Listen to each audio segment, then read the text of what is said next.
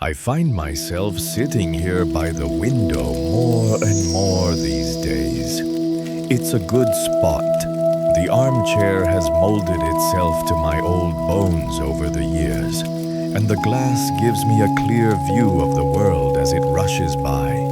And my, how it rushes. I watch them, you see, the young ones, and even those not so young anymore. They walk with their heads bowed, not in prayer, but to these little glowing rectangles they hold in their hands. Their thumbs move with a speed and dexterity that I can only marvel at, dancing across the glass, sending thoughts and pictures and feelings out into the ether, I suppose. There's a sound to it all. It's not a loud sound, not like the clatter of a trolley car or the whistle of a steam train from my youth. It's a hum, a low, constant digital hum.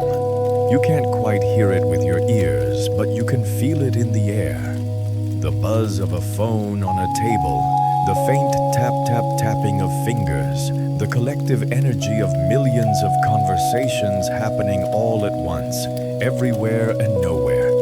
It's a world buzzing with connection, and yet, as I watch a young couple sit across from each other at a cafe table, both staring at their own screens, I can't help but feel a profound sense of quiet. A different kind of quiet, a lonely kind, and in that lonely quiet, my mind wanders. It drifts back, like a boat slipping its moorings, to a time when the world was quieter in one way, but so much louder in another. A time before the hum, a time when connection was something you had to build, piece by piece, with your hands and with your heart, not with the flick of a thumb. I remember the weight of the telephone in my hand. Not the feather-light sliver of glass and metal you carry in your pocket today, but a substantial thing made of heavy black bakelite. It had a cord, a thick coiled thing that tethered you to the wall in the hallway. A conversation was an event. It had a location. You couldn't wander around the house tidying up while you talked. You stood there in that one spot, and you gave the person on the other end of the line your full attention. You had to. The sound of the rotary dial is something I doubt many have heard now. That satisfying whirring click as you pulled the dial around for each number and let it spin back home. Click, whir, click, whir. There was a rhythm to it, a deliberation. You couldn't just stab at a name on a screen. You had to know the number, to call it forth from your memory and physically dial it into existence. It was a small ritual, a little bit of effort that said, I am choosing to speak with you. But even the telephone was for things of a certain urgency. The real art of connection, the slow, beautiful, deliberate craft of it, that was done with pen and paper.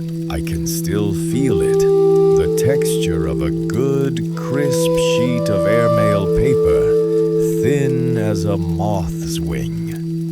I'd sit at the kitchen table, the same one my mother sat at, with a cup of tea growing cold beside me. I'd choose my pen carefully, and then I would think. I would truly think. What did I want to say to my brother, who was stationed overseas? What news from the neighborhood would make my cousin, a state away, feel like she was right here beside me? There was no delete key, no backspace. Your thoughts had to form themselves in your mind before they met the page. A mistake, a blot of ink, a crossed-out word. It was part of the message. It showed you were human. It showed you were thinking, that you were taking the time. The very act of writing was an act of profound focus on another person. For that half hour, they were the most important person in the world. My handwriting, the way I sloped megs or looped meals, was a part of me, a physical extension of my voice that I was sending across the miles. And then came the journey, folding the letter just so, tucking it into an envelope, licking the seal that tasted of mint and glue, the satisfying press of a stamp in the corner. Then the walk to the mailbox on the corner of the street. It was a pilgrimage of sorts. Placing that letter into the cool, dark slot was an act of faith. You were entrusting your thoughts, your heart, to the hands of strangers, believing it would find its way. The waiting, that was a part of it too. We lived in the spaces between communications. There was no instant reply. There was anticipation. You'd watch for the mailman every day. Would today be the day? The sight of a familiar script on an envelope could make your whole heart leap. You didn't just glance at it. You saved it. You'd wait until you had a quiet moment, maybe after dinner. You'd slit the envelope open carefully with a butter knife and unfold the pages that someone hundreds of miles away had poured their time and attention into just for you. You could read it once and then again tomorrow. You could tuck it into a shoebox to be discovered years later, a perfect little time capsule of a single moment, a single thought. Can a text message do that? Can a fleeting comment on a picture ever hold that same weight? I see the cascades of messages, the notifications that ping and flash, demanding immediate attention. It feels like a frantic shouting match where everyone is talking and no one is truly listening. The beautiful, quiet space of anticipation has been filled with the anxious hum of expectation. The expectation to be always on, always available, always ready with a quick, clever reply. We built connection with our hands in other ways too.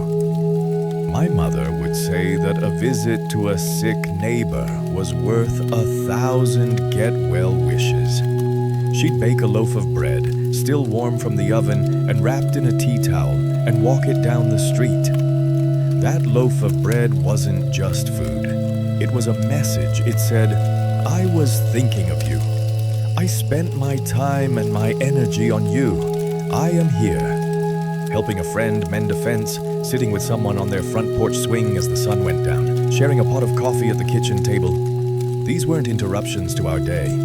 They were asterisk the day. They were the very fabric of our lives, the slow, steady weaving of a community, one real, tangible thread at a time. I am not a fool. I know the wonders these little rectangles can perform.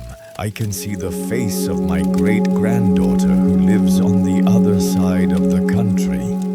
I can see her take her first steps in real time. It is a miracle, a magic I could never have dreamed of. And for that, I am grateful. It would be foolish to wish it all away, but I worry. I worry that in our rush to connect with everyone, everywhere, all at once, we are forgetting how to connect with the person right in front of us.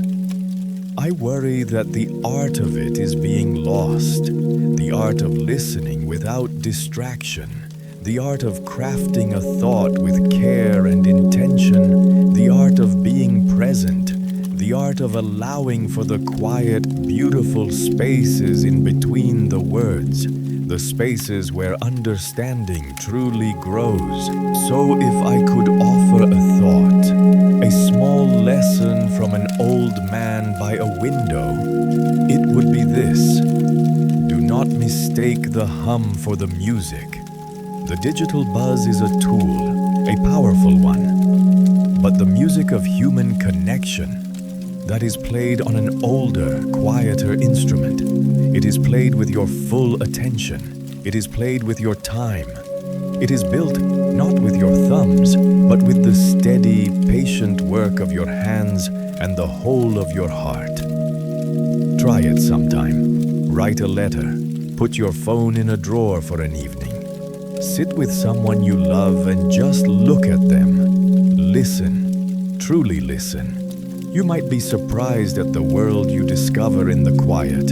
Of all the things that have changed, of all the old ways that have faded into memory like photographs left in the sun, it's the death of the letter that I feel most keenly.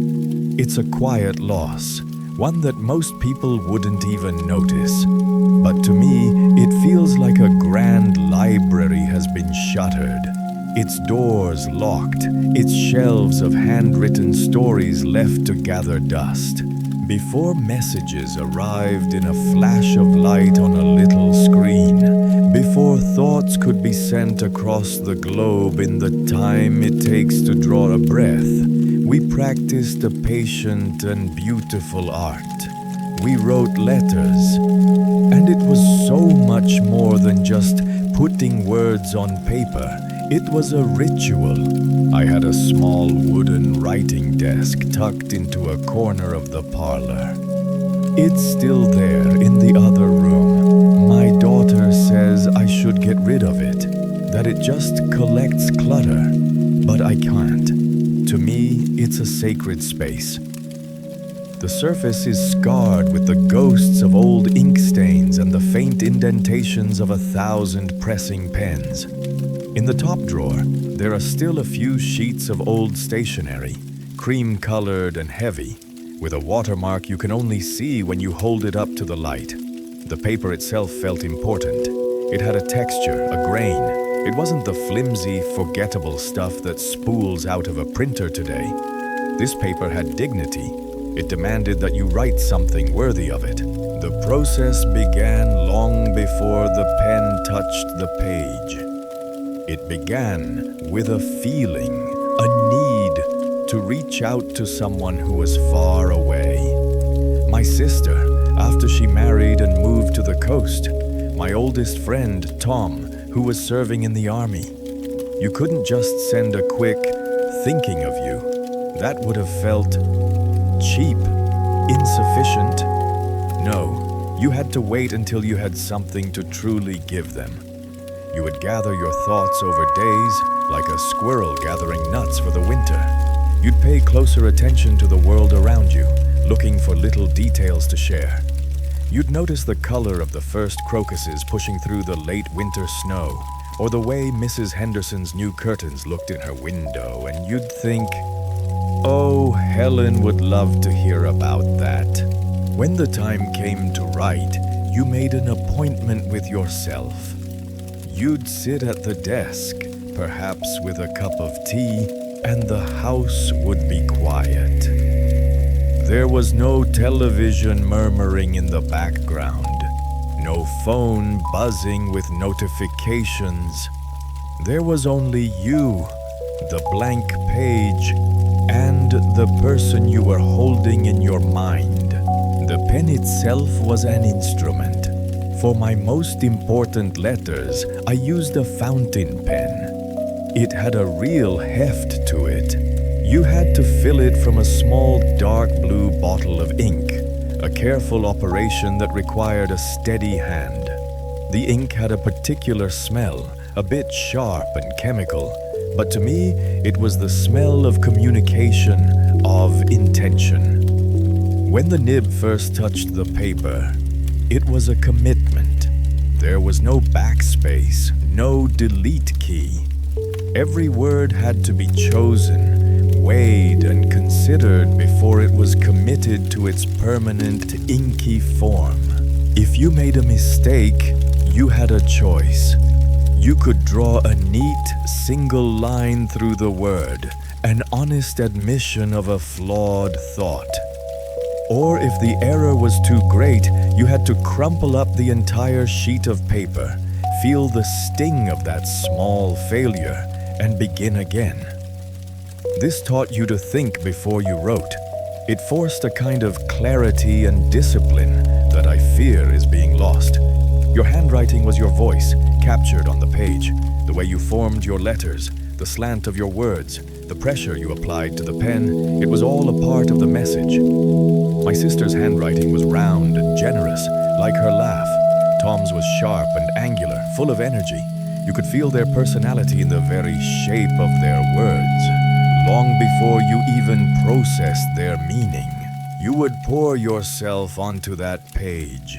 You'd share your news, of course, but you'd also share your worries, your small joys, your quiet observations. You'd ask questions, real questions that required a thoughtful answer, not just a one-word reply. A letter was a conversation that unfolded over weeks, a slow, deep dance between two minds. You were creating a small, tangible piece of your soul, folding it up and sending it on a journey. The final steps of the ritual were just as important.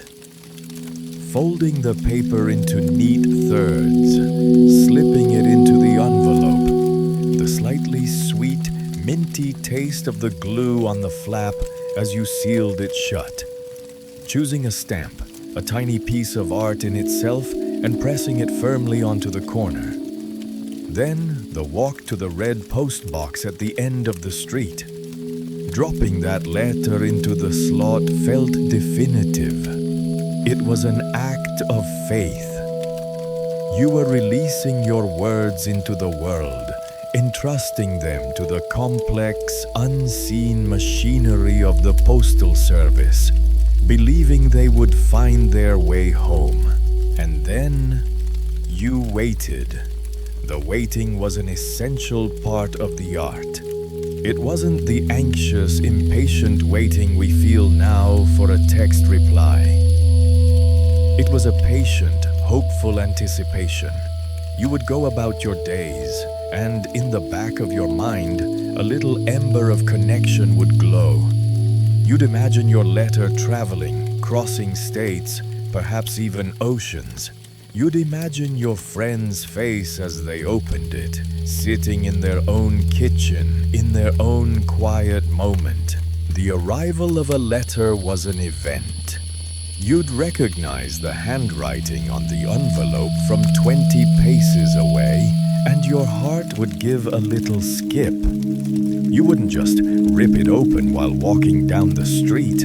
Oh no, you would save it. You'd bring it inside, slit it open carefully with a knife, and sit down to savor it. You would read it once, quickly, to drink in the news. And then you would read it again, slowly, hearing your friend's voice in every word, picturing the scenes they described. A good letter was a visit. It was a hand on your shoulder from 1,000 miles away. You could keep it, tuck it away in a box. You could pull it out months, or even years later, and be transported back to that moment in time. I look at the young people now, their thumbs flying across screens, sending dozens, hundreds of messages a day. They are more connected than ever. And yet, I wonder, what is the texture of that connection? It feels so fleeting, so weightless. Messages are abbreviated, decorated with little cartoon faces to convey the emotion that the words themselves lack. They are buried in an endless scroll within minutes, forgotten. They are disposable. We traded the soul of the handwritten word for the speed of the digital one. We traded the patient art of composition for the frantic rush of instant response. We filled the beautiful, quiet space of anticipation with the constant, demanding hum of notifications. We gained immediacy, but I can't help but feel we lost a piece of ourselves in the bargain. We lost the ritual.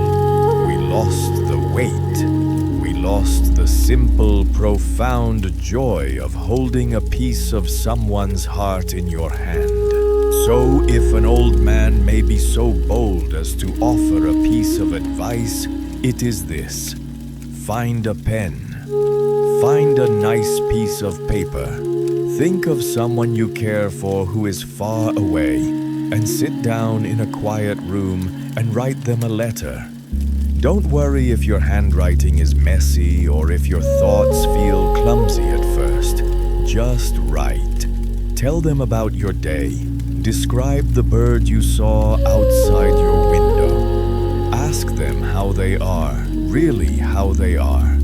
Fold it, stamp it, and send it on its way. You will be giving them a gift that no glowing screen can ever replicate. A piece of your time, a piece of your focus, a piece of your soul. And in the waiting for their reply, you might just rediscover a quieter, deeper, and more patient part of your own. Of all the things that have changed, all the subtle shifts in the rhythm of daily life, perhaps the one I miss the most is the sound of the postman. It was a sound that belonged to a specific time of day, a dependable anchor in the flow of the afternoon, usually just after lunch. In today's world, everything arrives at once and at all times. Emails and messages ping and buzz with a frantic, unending urgency. Packages are left on the doorstep by people you never see, their arrival announced by a digital photograph sent to your pocket. It is efficient, I suppose, but it is silent. It has no soul. The arrival of the postman was an event. It had a sound, a particular music that the whole street knew. For us, on our quiet little road, it began with the distant click of a neighbor's iron gate, followed by a faint crunching sound. It was the sound of heavy shoes on the gravel path. That sound would grow steadily closer, a slow, rhythmic beat that announced his progress. He wasn't just a delivery service. He was a town crier of the personal and the mundane, and his approach was our signal to pause, to look up, to anticipate. His name was Mr. Gable. He wasn't a young man even then. He had a slight stoop from the weight of his leather satchel, a bag that was dark and scuffed from decades of service. It smelled of paper and rain and the faint, sweet scent of the adhesive on stamps. He wore a simple blue uniform that was always neatly pressed. And in the summer, he'd have his sleeves rolled up to his elbows, revealing tanned, sinewy forearms. He knew every dog, every child, and every secret garden on his route. He was more than a functionary. He was a part of the neighborhood's living tapestry.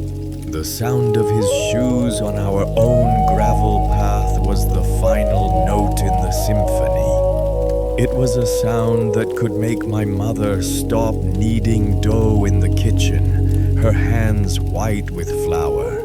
It could make me look up from a book, my heart giving a little flutter of hope. That crunch of gravel was the sound of the outside world arriving at our doorstep. He didn't just bring paper, he brought possibilities. The metallic scrape of the mail slot in the front door was the climax. It was a sharp, definitive sound, followed by the soft rustle and thud of envelopes landing on the welcome mat. There was a moment of sacred silence after he left, after the crunch of his footsteps faded down the path toward the next house. In that silence, the mail lay there, waiting. It held the day's potential. We didn't just scoop it up and sort it on the way to do something else. The mail was given its due respect. My mother would wipe her hands carefully on her apron and carry the small stack to the kitchen table, and there the ritual of sorting would begin. It was a process of elimination, really, and the long, windowed envelopes were almost always bills. The telephone, the electricity. They were necessary but held no joy. They were set aside with a sigh. The glossy circulars and advertisements were next, glanced at and quickly dismissed. And then you got to the treasures. A postcard was a small delight. A glossy picture of a faraway beach or a famous monument on one side, and on the other, a few lines of cramped, hurried handwriting. It was a little window into someone else's adventure, a whisper that said, "I am here, and I am thinking of you." You'd stick it on the side of the refrigerator, and for weeks, that little square of cardboard would be a portal to another place. But the true prize, the thing you hoped for every single day, was the personal letter. You could tell it by the feel of it, even before you looked at the handwriting. It had a different weight, a different substance. The paper inside had been folded by a human hand, not a machine. And the envelope itself was a work of art. The stamp carefully chosen and placed. And the handwriting, a familiar, beloved scrawl that was as recognizable as a face. To see my aunt's looping, elegant script, or my brother's blocky, hurried print, was to feel their presence right there in the room. That envelope held so much more than paper. It held a piece of someone's time. It held their focused attention. You knew that for the half hour or hour it took them to write it, their world had shrunk to a single point: you. They had sat in their own kitchen, at their own desk, and poured their thoughts onto a page with the sole intention of sending them across the miles to land in your hand. That is a profound gift. Now a message arrives with a ping. It appears on the same sterile, glowing screen as 1,000 others. It carries an identical font to the one from the bank, the one from the grocery store, the one from a complete stranger.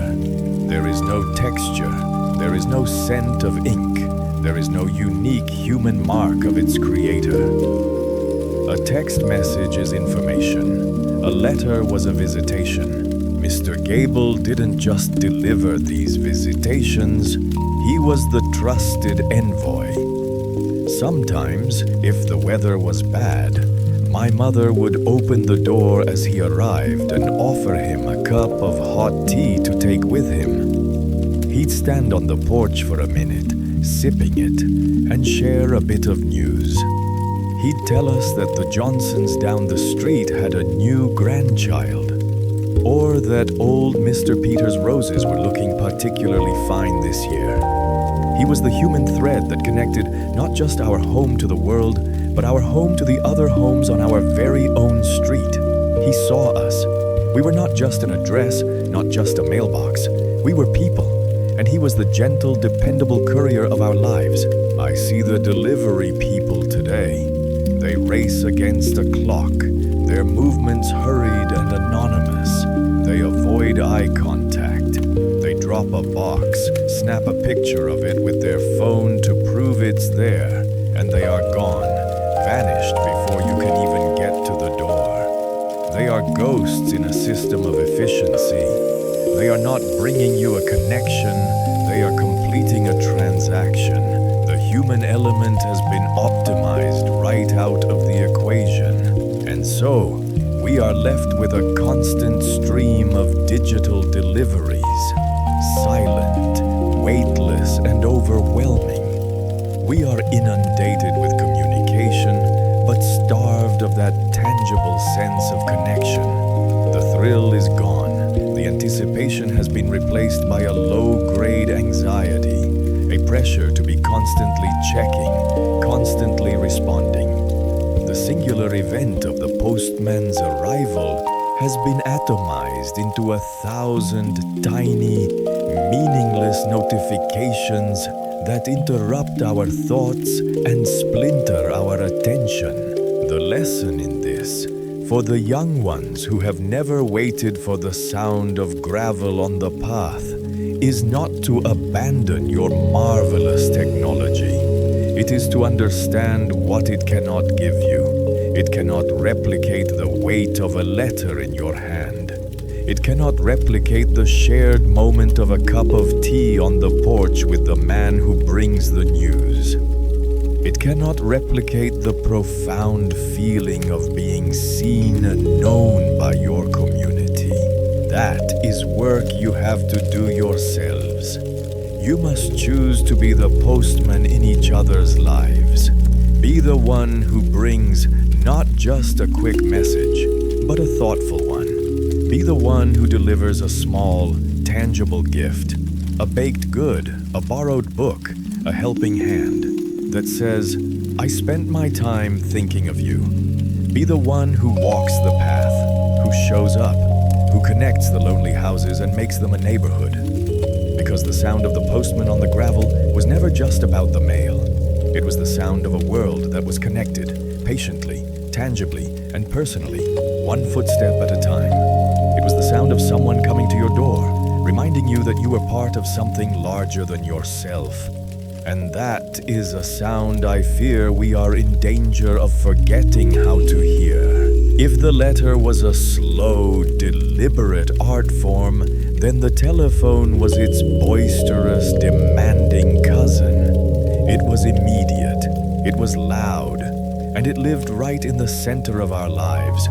Not asterisk our asterisk lives, plural, as in one for each of us. No, it was a singular entity, a communal device that belonged to the family as a whole.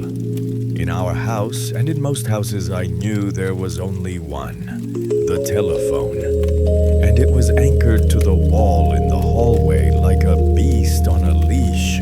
Today, you each carry a sleek little portal in your pocket, a private line to the entire world.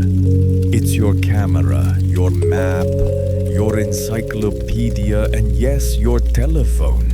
It is a deeply personal object, but our telephone was the opposite of personal. It was profoundly, inescapably public.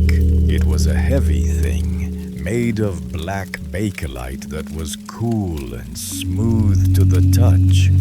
It had a weight, a substance that made you feel like you were holding a serious piece of equipment. There was no screen, of course, just a rotary dial. A circle of holes, one for each number. To make a call, you engaged in a physical act. You'd stick your finger in the corresponding hole and pull the dial all the way to the little metal stop. When you let go, it would spin back with a satisfying whirring sound, a rhythmic clockwork noise that ticked off the digits one by one. It was a slow process. It required patience.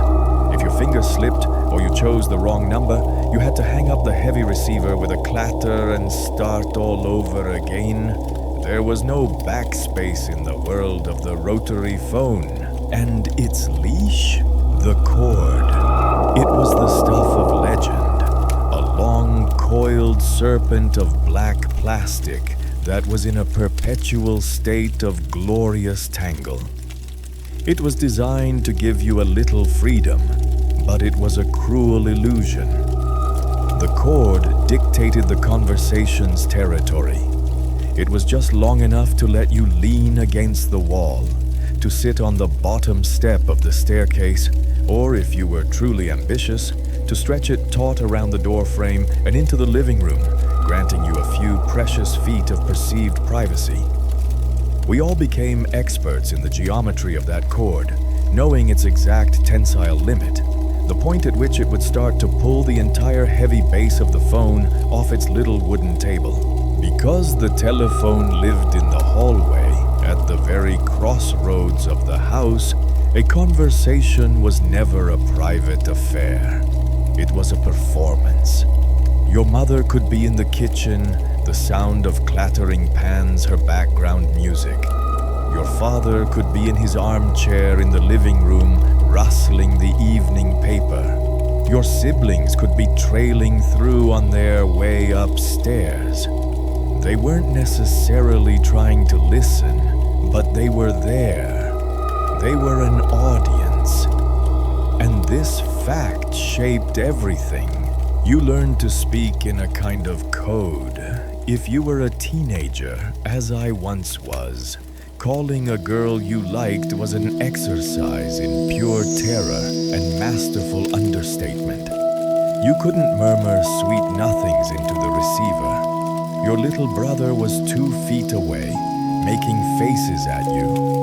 So conversations were clipped, functional, laden with unspoken meaning that you prayed the other person could decipher. So you going to the game on Friday wasn't just a question about a sporting event.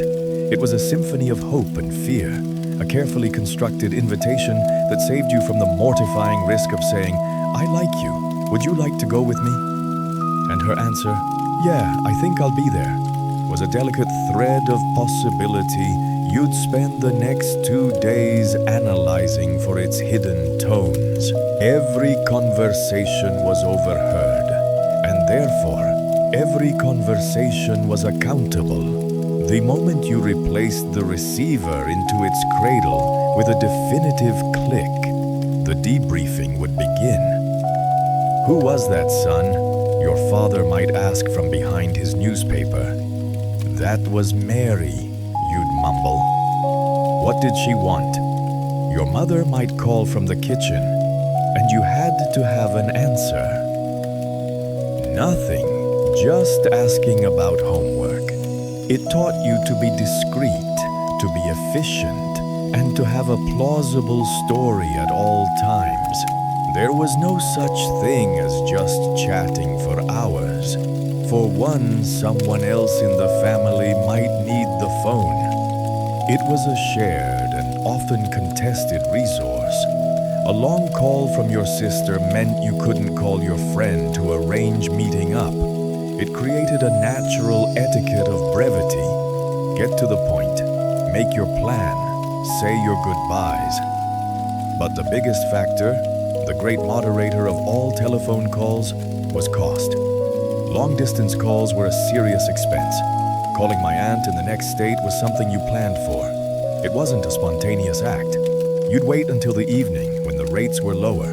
You'd gather the family around, and the phone would be passed from person to person, each one getting a few precious minutes to shout their news into the mouthpiece. "Aunt Mildred, it's me. Yes, I'm fine. The garden's doing well." It was a hurried, happy, and expensive cascade of connection. Every minute was literally being counted, ticking away on some distant meter. You made every word count. I watch my grandchildren now. They wander through the house with their phones pressed to their ears, lost in their own private audio bubbles. They can sit in the same room with the rest of the family, laughing and talking intimately with someone 1,000 miles away. And we, the people right beside them, are completely shut out. They have achieved a level of privacy we couldn't have dreamed of. They can have vulnerable, open-hearted conversations without an audience. And that is a wonderful thing in its own way. But I can't help but feel that something has been lost in the exchange. We have traded a communal hub for millions of isolated islands. That old hallway telephone, for all its frustrations, was a shared artery. Its ring, a real metallic, house-shaking brrrring, was a summons for everyone. It was an announcement. The outside world wishes to speak to this family. We were all a part of it. We learned about each other's lives through those overheard snippets of conversation. We knew which friends were in favor, which projects were due, which relatives were unwell. It was an unintentional, ambient form of family bonding. Now, the silence in a room full of people on their phones can be deafening. The connections are all happening, but they are invisible, directed outward, leaving a void in the space between the people who are physically together. The public nature of our old telephone forced us to be aware of one another. It forced a certain level of decorum and consideration.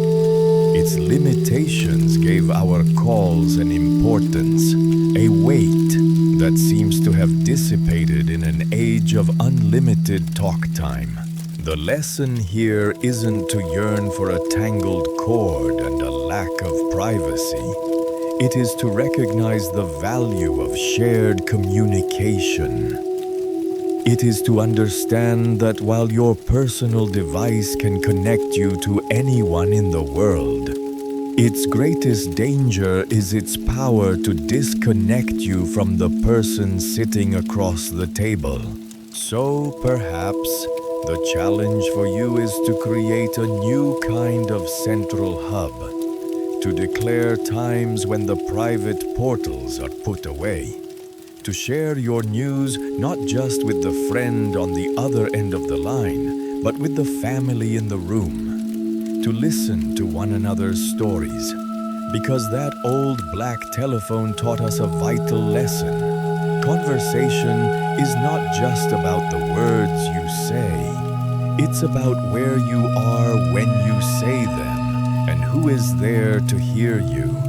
It's about being present together in the shared and sometimes messy hallway of life. There's a casualness to making plans these days that I find curious. It seems to me that an agreement to meet is less a firm appointment and more of a vague suggestion. It's an idea floated out into the world, surrounded by a flurry of messages. I might be 5 minutes late. Traffic is crazy. Something came up. Can we do next week? Each message is a little chip, a tiny erosion of the original promise. It's convenient, I suppose, efficient even, but it has changed the very meaning of the words. I'll see you there. Back then, those words were a solemn vow. They were a contract, sealed not with ink but with integrity. When you arranged to meet someone, that was it. The plan was set in stone the moment you hung up the telephone or parted ways on the street. There was no digital tether, no way to amend the plan once you were in motion. Your word was your bond, and your presence at the agreed-upon time and place was the proof of it. I remember arranging to meet a girl named Eleanor under the big clock at the entrance to the old Grand Majestic Theater. I was 16, maybe 17. I had spent a week's worth of nervous energy working up the courage to ask her, the conversation happening on that black rotary phone in our hallway. My voice probably a little too loud, my entire family a silent, knowing audience. She had said yes. We agreed on Saturday, 7 o'clock sharp, and from that moment on, the plan was locked. Saturday, 7 o'clock. Those 5 words became the axis around which my entire week revolved. There would be no text on Saturday afternoon to confirm we were still on. There would be no message from me at 6:55 to say I was on my way. There was only the promise. The act of getting there was a pilgrimage of faith. I left my house at 6:15, even though it was only a 20-minute walk. You always built in a buffer. You accounted for the unpredictable, a shoelace that might break, a neighbor who might stop you to chat. To be late was not just an inconvenience. It was a failure of character. It would leave the other person standing there alone, a public public spectacle of being stood up. It would plant a seed of worry in their mind. Is he all right? Did he forget? Does he even care? You wouldn't do that to someone. Not if you respected them. So I walked.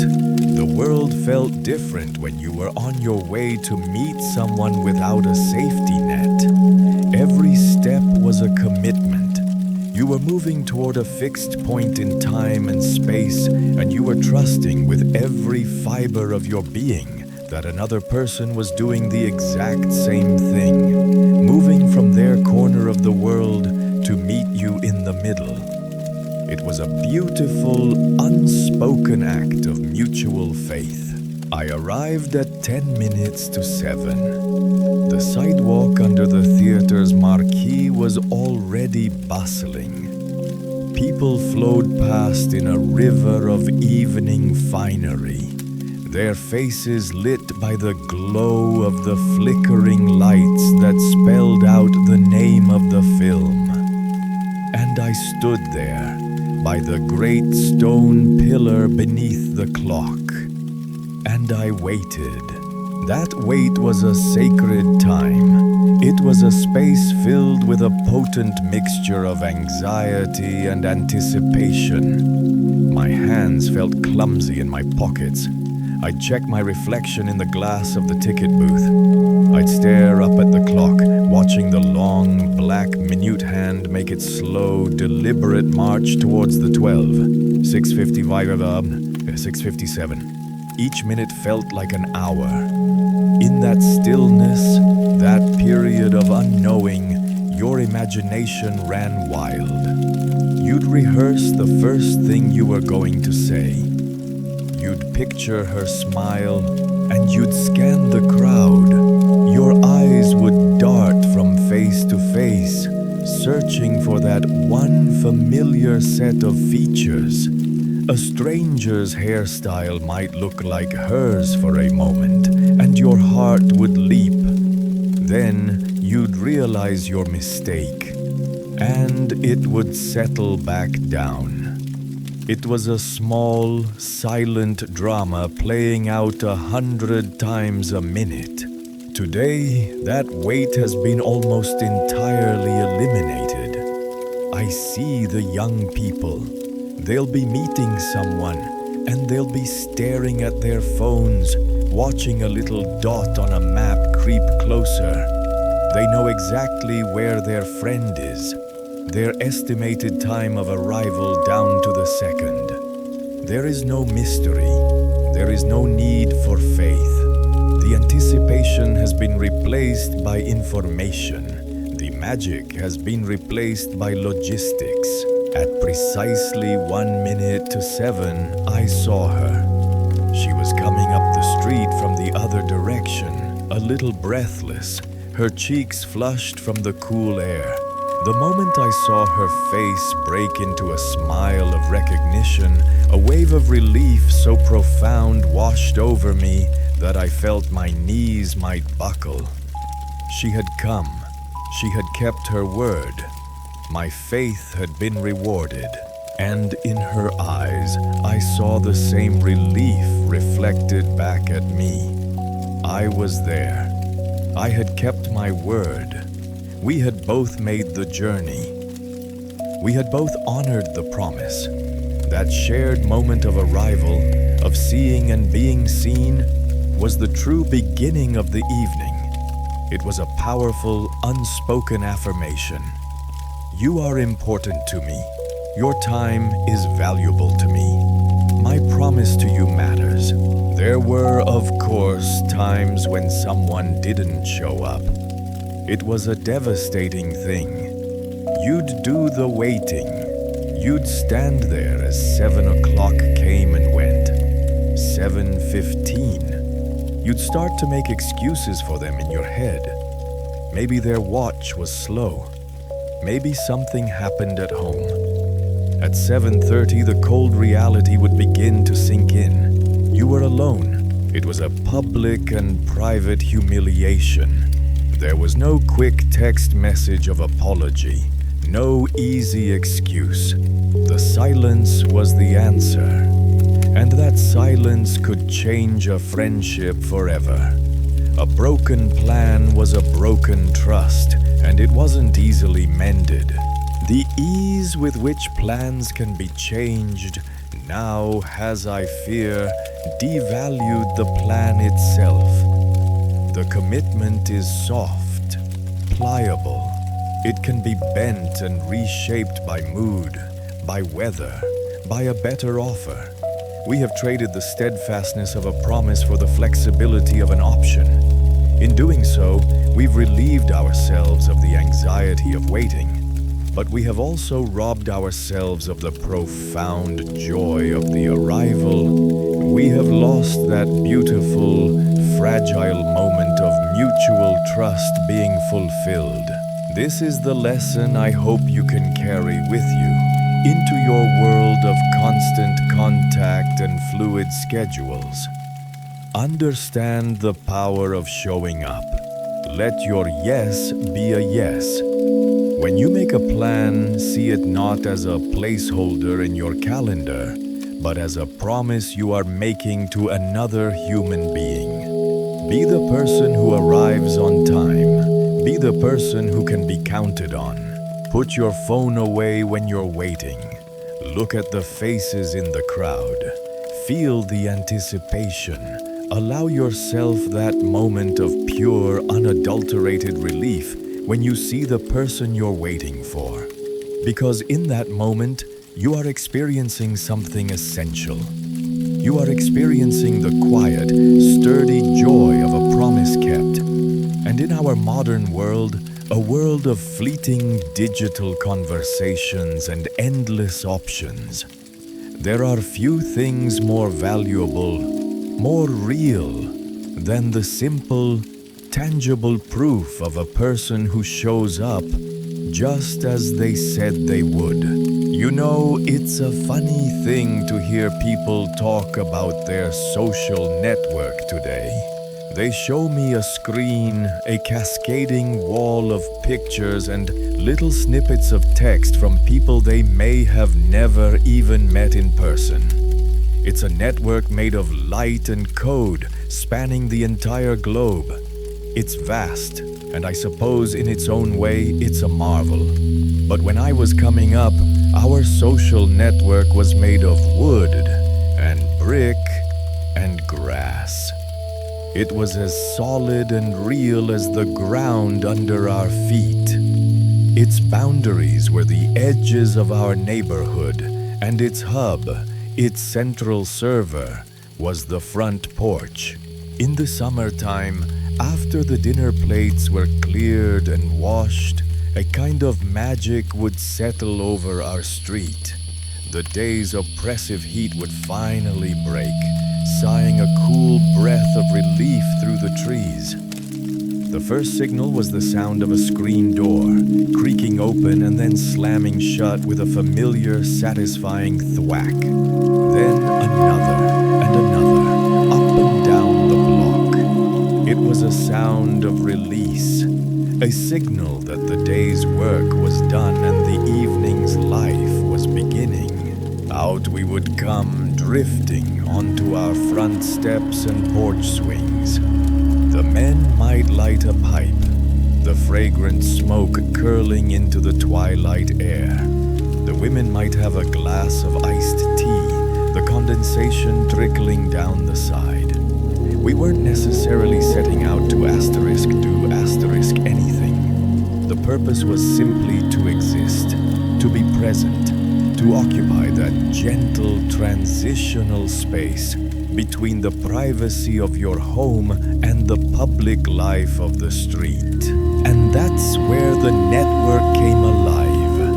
My mother would be sitting on our swing, just gently moving back and forth, and Mrs. Gable from across the street would call over from her prize-winning rose bushes. "Eleanor, that storm last night took a few of my best blooms." And my mother would call back, "Oh, what a shame, Clara. The thunder woke me right up. sounded like the sky was tearing in two. And just like that, a connection was made. A shared experience confirmed. It wasn't a post, it wasn't a comment, it was a conversation carried on the air, witnessed by anyone else who happened to be out. Mr. Henderson, 2 doors down, might be watering his patch of lawn, and he'd overhear. "Tell you what, Clara," he'd shout, his voice a low rumble. "That wind knocked a shingle loose on my roof. I'll be up there on the ladder Saturday morning if it stays dry." And there it was, the daily news. Not news about politicians in some far-off capital, but the news that mattered to our small world. Clara's roses, Mr. Henderson's roof. It was our own living, breathing newspaper published in real time every evening. If you wanted to know what was happening, you didn't check a website. You just walked outside and listened. The network wasn't just for idle chatter. It was a support system. I remember when the Miller boy, Timmy, fell out of the big oak tree and broke his arm. The news didn't spread through a group chat. It spread porch by porch. Mrs. Miller's panicked cry was the first bulletin. Within minutes, people were out of their houses. Mr. Henderson, who had been a medic in the war, was there first, making sure the boy was stable.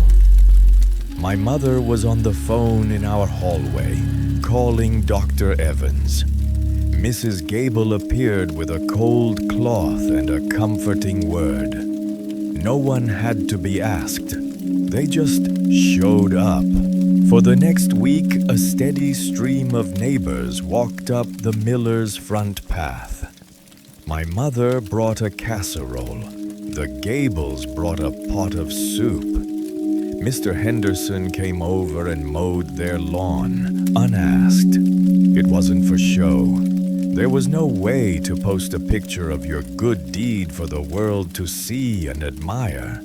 You did it because the Millers were your neighbors. Timmy was one of our kids. Their trouble was, in a small way, everyone's trouble. The network wasn't just for sharing information, it was for sharing burdens. The other half of our world was the backyard fence. The front porch was the public square, but the fence line, that was for the quieter, more personal connections. That was where you'd see my father leaning on his side of the fence, talking in low tones with Mr. Henderson about the trouble at the plant, or the maddening persistence of crabgrass. They'd stand there for an hour, 2 men who might not otherwise have much to say, finding common ground in the shared soil beneath their feet. I'd watch my mother do the same with Mrs. Henderson, passing a few extra tomatoes from our garden over the pickets. Their conversations were a mix of recipes and worries, garden tips and quiet confessions about a child who was struggling in school. It was here, in these liminal spaces, that true friendships were forged. It was a trust built on proximity, on the simple, unspoken agreement to look out for one another because you shared a property line. I see my own grandchildren now, and their communities are so different. They have friends on the other side of the planet they talk to every day. They know the intimate details of the lives of people they will never meet. And yet, I have seen them walk from the car to the front door without so much as a glance at the person right next door, watering their flowers. Their network is a mile wide, but sometimes it feels like it's only an inch deep. They can scroll through hundreds of friends, see hundreds of smiling, curated pictures of perfect vacations and happy families. But it's a performance. It's the highlight reel. Our front porch network was different. You saw it all. You saw Mr. Henderson with dirt on his knees and sweat on his brow. You saw Mrs. Miller with worry etched on her face. You saw the reality of life, unedited and unfiltered. You couldn't just block someone or unfriend them because they had a different opinion or their dog barked too much. You had to find a way to live alongside them. You had to learn the messy, beautiful art of being a neighbor. What we had was a kind of ambient intimacy. We were aware of the rhythms of each other's lives. The sound of a lawnmower on a Saturday morning, the smell of a barbecue in the evening, the sight of a light on late at night in a house where someone was sick. This awareness created a subtle, powerful bond. It was a silent promise that you were not alone. Someone sees you. Someone knows you're there. The lesson in all of this is not to throw away your phones and retreat from the modern world. That would be foolish. But it is to remember that the strongest connections are not woven from light and code, but from shared space and shared time. The most powerful social network is the one that can bring you a bowl of soup when you are sick. So I ask you to try it. Just once in a while, leave the phone inside. Go and sit on your front step as the sun goes down. See who's out. Offer a simple hello to a person walking by. Ask your next-door neighbor about their garden. It might feel strange at first. It might feel slow, but you may discover something wonderful. You may find that there is a whole world of connection waiting for you, not in the palm of your hand, but right outside your own front door. You just have to be willing to open it, step outside, and listen to the news of the day. It's a peculiar dance I see these days, the one people do when they're talking to each other. One person speaks and the other nods, their eyes flicking down to a little glowing screen in their hand, then back up, then down again. A phantom limb, that little device. It seems they are listening with one ear to the person in front of them, and with their eyes and their mind to a whole other world. A world of 1,000 chattering voices that exists only in that little box. They call it multitasking. But I wonder if it's just a new way of being lonely together. We never had that option, you see. When you sat down to talk with someone, that was it. That was the whole world for that moment. There was no escape hatch, no digital distraction to rescue you from a moment of silence or an uncomfortable truth. There was only the other person sitting across from you in all their glorious, complicated, unfiltered humanity. And without a screen to glance at, we learned to listen with our entire beings. I learned the art of listening at my father's kitchen table. He was a man of few words, my father. He'd come home from the factory, hands scrubbed clean, but still bearing the faint scent of machine oil. And he would sit at that table with a cup of black coffee, steaming in a thick ceramic mug. Sometimes, as a young man, I'd sit with him.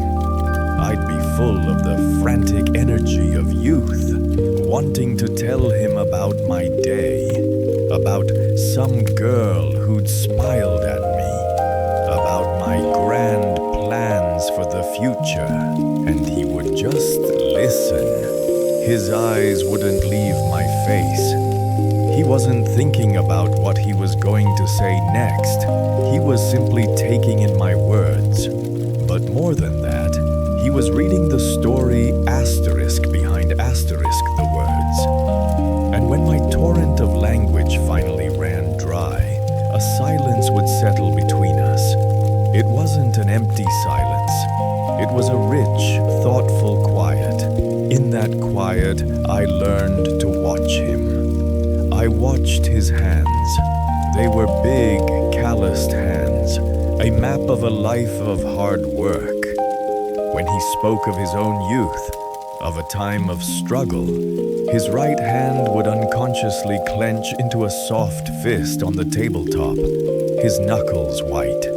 When he told a rare joke, a small, dry thing that took you by surprise, his fingers would relax and tap out a little rhythm on his knee. His hands told me when his memories were heavy and when they were light.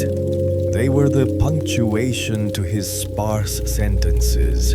And his eyes. I learned to read my father's eyes better than any book. He wasn't a man to say, "I'm proud of you." The words were too big, too clumsy for his tongue, but I saw it. I'd tell him I'd passed an exam or gotten a small promotion at my job, and a particular light would come into his eyes, a kind of softening around the edges, a glint that was gone in an instant.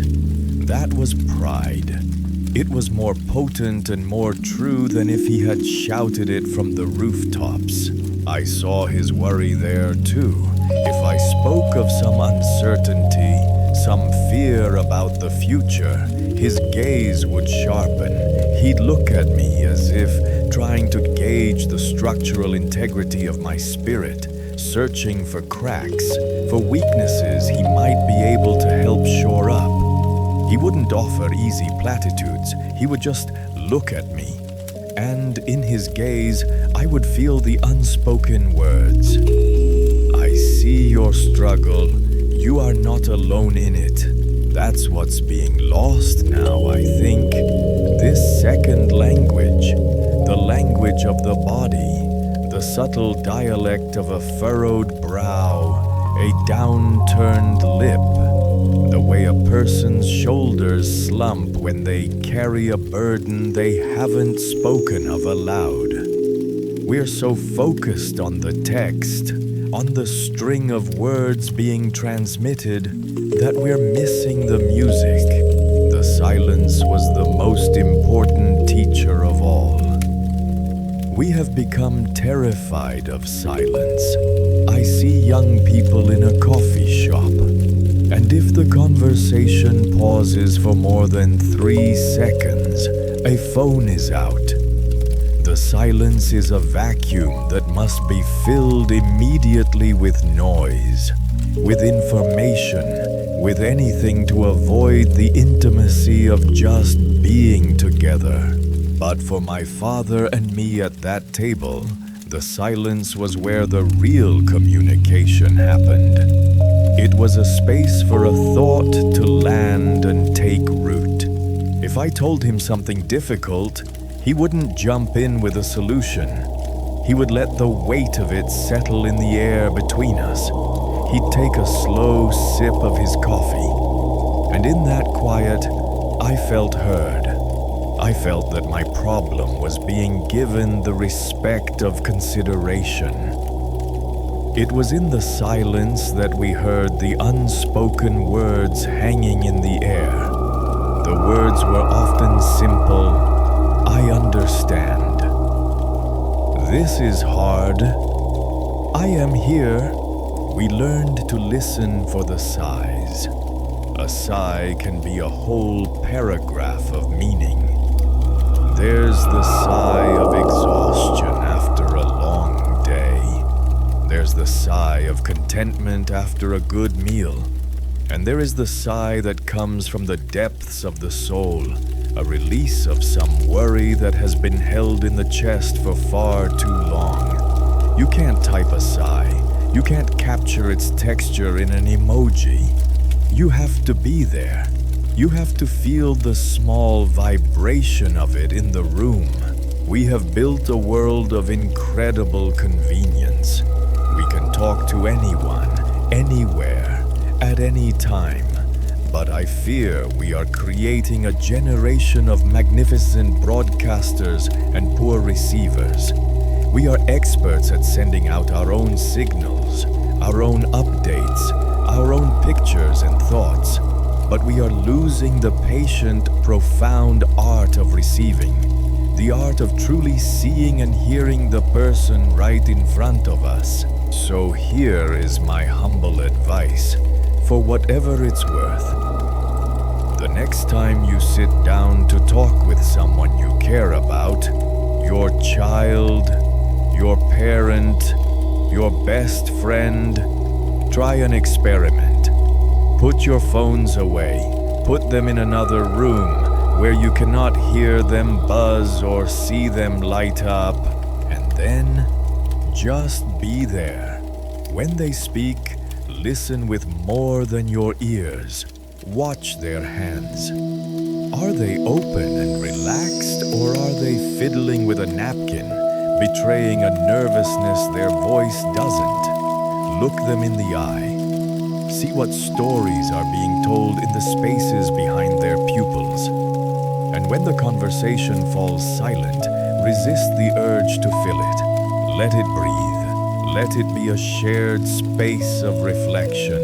Listen to what the quiet is telling you. You will find that a different kind of conversation begins to happen. A deeper, richer, more human one. You will learn the beautiful, intricate language of the soul. Because true connection, the kind that anchors us in this world, is not about the speed of your message. It's about the depth of your attention. It's about giving another person the rare and precious gift of being fully, completely, and silently seen. I marvel sometimes at the magic my granddaughter holds in her hand. She has a question, any question at all, from the capital of Mongolia to the migratory path of the monarch butterfly, and she poses it to a little glowing rectangle. In less time than it takes me to draw a breath, an answer appears. It's a fact, delivered instantly, stripped of all context, ready to be consumed and, more often than not, just as quickly forgotten. It is efficient, I grant you. It is a miracle of engineering, but it is not a journey. And when I was a boy, every question was the beginning of a journey. The answer wasn't in your pocket. It was a destination. And that destination had a name, the public library. The very idea of it seems quaint now, I suppose. A building. A whole building you had to travel to, just to find out a thing or two. For me, it was a half-mile walk, a journey that was part of the ritual. I remember the feeling of a question burning in my mind. Perhaps it was for a school report, something about the Roman aqueducts, or maybe it was a personal curiosity. A sudden, inexplicable need to know how a steam engine truly worked. The question would sit with me, fermenting, growing larger and more important with every step I took along the cracked pavement of Elm Street. The anticipation built as I climbed the wide, worn stone steps of the Carnegie Library. Pushing open those enormous oak doors, heavy enough to feel like you were entering another realm, was the first rite of passage. You left the noise and the clatter of the town behind you. Inside, the world changed.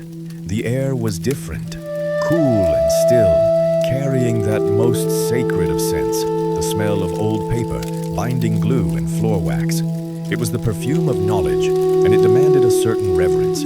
The only sound was the soft rustle of turning pages, the occasional quiet cough, and the solid, reassuring asterisk thump asterisk of the librarian's date stamp. It was a cathedral of silence, and we, the patrons, were its humble parishioners. My first stop, always, was the heart of the great beast, the card catalog. It stood in the center of the main room like a great wooden altar, a monolith of dozens and dozens of small, narrow drawers, each with a little brass handle and a label. This was our search engine. It wasn't powered by electricity, it was powered by patience. You would pull out a drawer, the one for R if you were looking for the Romans, and the scent of aged cardstock would rise to meet you. Your fingers would walk across the tops of the cards, a rhythmic, satisfying asterisk, thwick, thwick, thwick, asterisk. The cards were thick, slightly yellowed, the information typed onto them by a precise, unseen hand. Author, title, and down in the corner, the sacred code, the treasure map, the Dewey Decimal Number. You didn't just find a book, you had to decipher its location. It was a puzzle. You'd carefully copy the number onto a slip of paper with one of the tiny pencils provided, tethered to the cabinet by a string so they wouldn't wander off. That little number, that sequence of digits and decimals, was the key. With the key in hand, the next stage of the journey began, venturing into the stacks. The stacks were a forest of shelves, tall metal structures that seemed to reach up into the dim heights of the ceiling. Walking into an aisle was like stepping into a canyon of books. The light was often dim, and dust motes danced in the occasional shaft of sun slanting down from a high window. You would run your finger along the spines of the books, reading the numbers, feeling the different textures of the bindings, smooth, cloth-covered, brittle leather. The hunt was on. 937, 937.4, getting warmer. 937.6, and there it was. Asterisk, the Roman way asterisk. Pulling the book from the shelf was a moment of triumph. It was heavy in your hands, solid, real. It wasn't a fleeting image on a screen. It was a physical object that had been held by countless other seekers before you. You'd open it, and the spine would crackle softly in protest. You'd find a quiet table, a pool of warm light from a green-shaded lamp, and you would begin to read. And here is where the true magic happened. The magic that a quick search on a screen can never replicate. As I looked for information on aqueducts, my eyes would drift to the chapter before it, on Roman roads, and then to a diagram of a legionary's armor. I might notice another book on the shelf, one about the fall of the empire, and pull it down just out of curiosity. I went in with one question, but I came out with 5 more. The library didn't just give you an answer. It gave you context. It gave you breadth and depth. It encouraged you to wander, to get lost, to stumble upon unexpected wonders. Serendipity was built into the very architecture of the place. Of course, sometimes the card catalog failed you, or your question was too vague. And for that, there was the ultimate guide, the oracle of this temple, the librarian. Our librarian was a woman named Mrs. Albright. She had silver hair pulled back into a severe bun and spectacles that rested on the end of her nose. She seemed to possess a knowledge that was both ancient and infinite. You could approach her desk, timid and unsure, with a half-formed question. I need to know about boats. Old boats. She would look at you over her glasses, her gaze both stern and kind. She wouldn't type your clumsy query into a box. She would engage you in a conversation. What kind of boats, dear? Warships? Merchant vessels? Are you interested in the Phoenicians or the Vikings? She was the original algorithm, a human search engine that could understand nuance and intent. She would not just point you to a number, she would walk with you into the stacks, her footsteps silent on the linoleum floor. She'd pull a book from a high shelf you'd never have noticed and say, "This one has an excellent chapter on Viking longships. And if you look in this oversized atlas over here, you'll find some wonderful maps of their trade routes." She didn't just provide data, she opened doors. She curated the vast world of information, connecting dots you didn't even know existed. That whole process, the walk, the quiet reverence, the tactile hunt through the cards, the exploration of the shelves, the conversation with a knowledgeable human being. It taught you something far more valuable than the answer itself. It taught you how to learn. It taught you patience. It instilled a deep and abiding respect for the knowledge that had been so carefully collected, categorized, and preserved. The effort required to find the answer made the answer more valuable. You earned it. And because you earned it, you remembered it. Today, knowledge feels cheap. It's abundant and instantaneous, and so we treat it as disposable. We skim, we copy, we paste, we collect facts without building understanding. We have a world of information at our fingertips, but I worry we are losing the wisdom that comes from the journey. So this is my small hope. The next time a question sparks in your mind, resist the urge to ask the little box in your hand. Instead, take a journey. Go to a library. Walk through its doors and breathe in that sacred air. Wander through its stacks. Pull a book from a shelf just because the title catches your eye. Ask a librarian for help. Get wonderfully, beautifully, and purposefully lost in the pursuit of an answer. You may find that what you discover along the way is far more important than the fact you were looking for. You might just discover a part of yourself.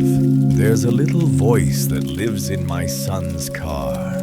It's a calm, serene female voice, and it knows everything. It knows every street, every back road, every one-way alley in the entire country. It never gets flustered. If you take a wrong turn, it doesn't get angry. It simply says, recalculating, and calmly devises a new path. It is a marvel, a work of pure genius. It makes getting from one place to another a perfect, seamless, and utterly sterile experience. And it breaks my heart a little, because in my day, the journey had a different co-pilot. It wasn't a disembodied voice from a satellite. It was usually my wife, sitting in the passenger seat with a sprawling, unwieldy, and beautiful thing spread across her lap. A road map. That map was more than just a tool. It was a promise. It was the centerpiece of our kitchen table for weeks before any long trip. We'd spread it out under the warm light, its creases forming a familiar grid of mountains and valleys on the vinyl tablecloth. I'd trace our intended route with a calloused finger, a slow pilgrimage from our little town in Ohio all the way to the coast of Maine. The kids would gather around, their eyes wide, pointing at the tiny drawing of a lobster next to a town's name, or the patch of green that the mapmaker had designated as a national forest. The map wasn't just data, it was the story of our adventure, written before it had even begun. On the road, that map was a living document. It was a constant negotiation between me, the driver, and my wife, the navigator. She was the keeper of the path. Her finger would be anchored on our last known location, and she'd call out the landmarks. We should be seeing the turn for Route 17 in about 5 miles, she'd announce. It's right after a big red barn, according to this. And so, my job wasn't just to follow a line. It was to look, to be present in the world I was driving through. My eyes were constantly scanning the horizon, not for a glowing arrow on a screen, but for a real-life red barn. I noticed the way the landscape changed, the types of trees, the architecture of the houses. The journey was etched into my mind, not just my car's memory. Those maps became a part of our family's history. They lived in the glove compartment, a folded-up library of our lives together.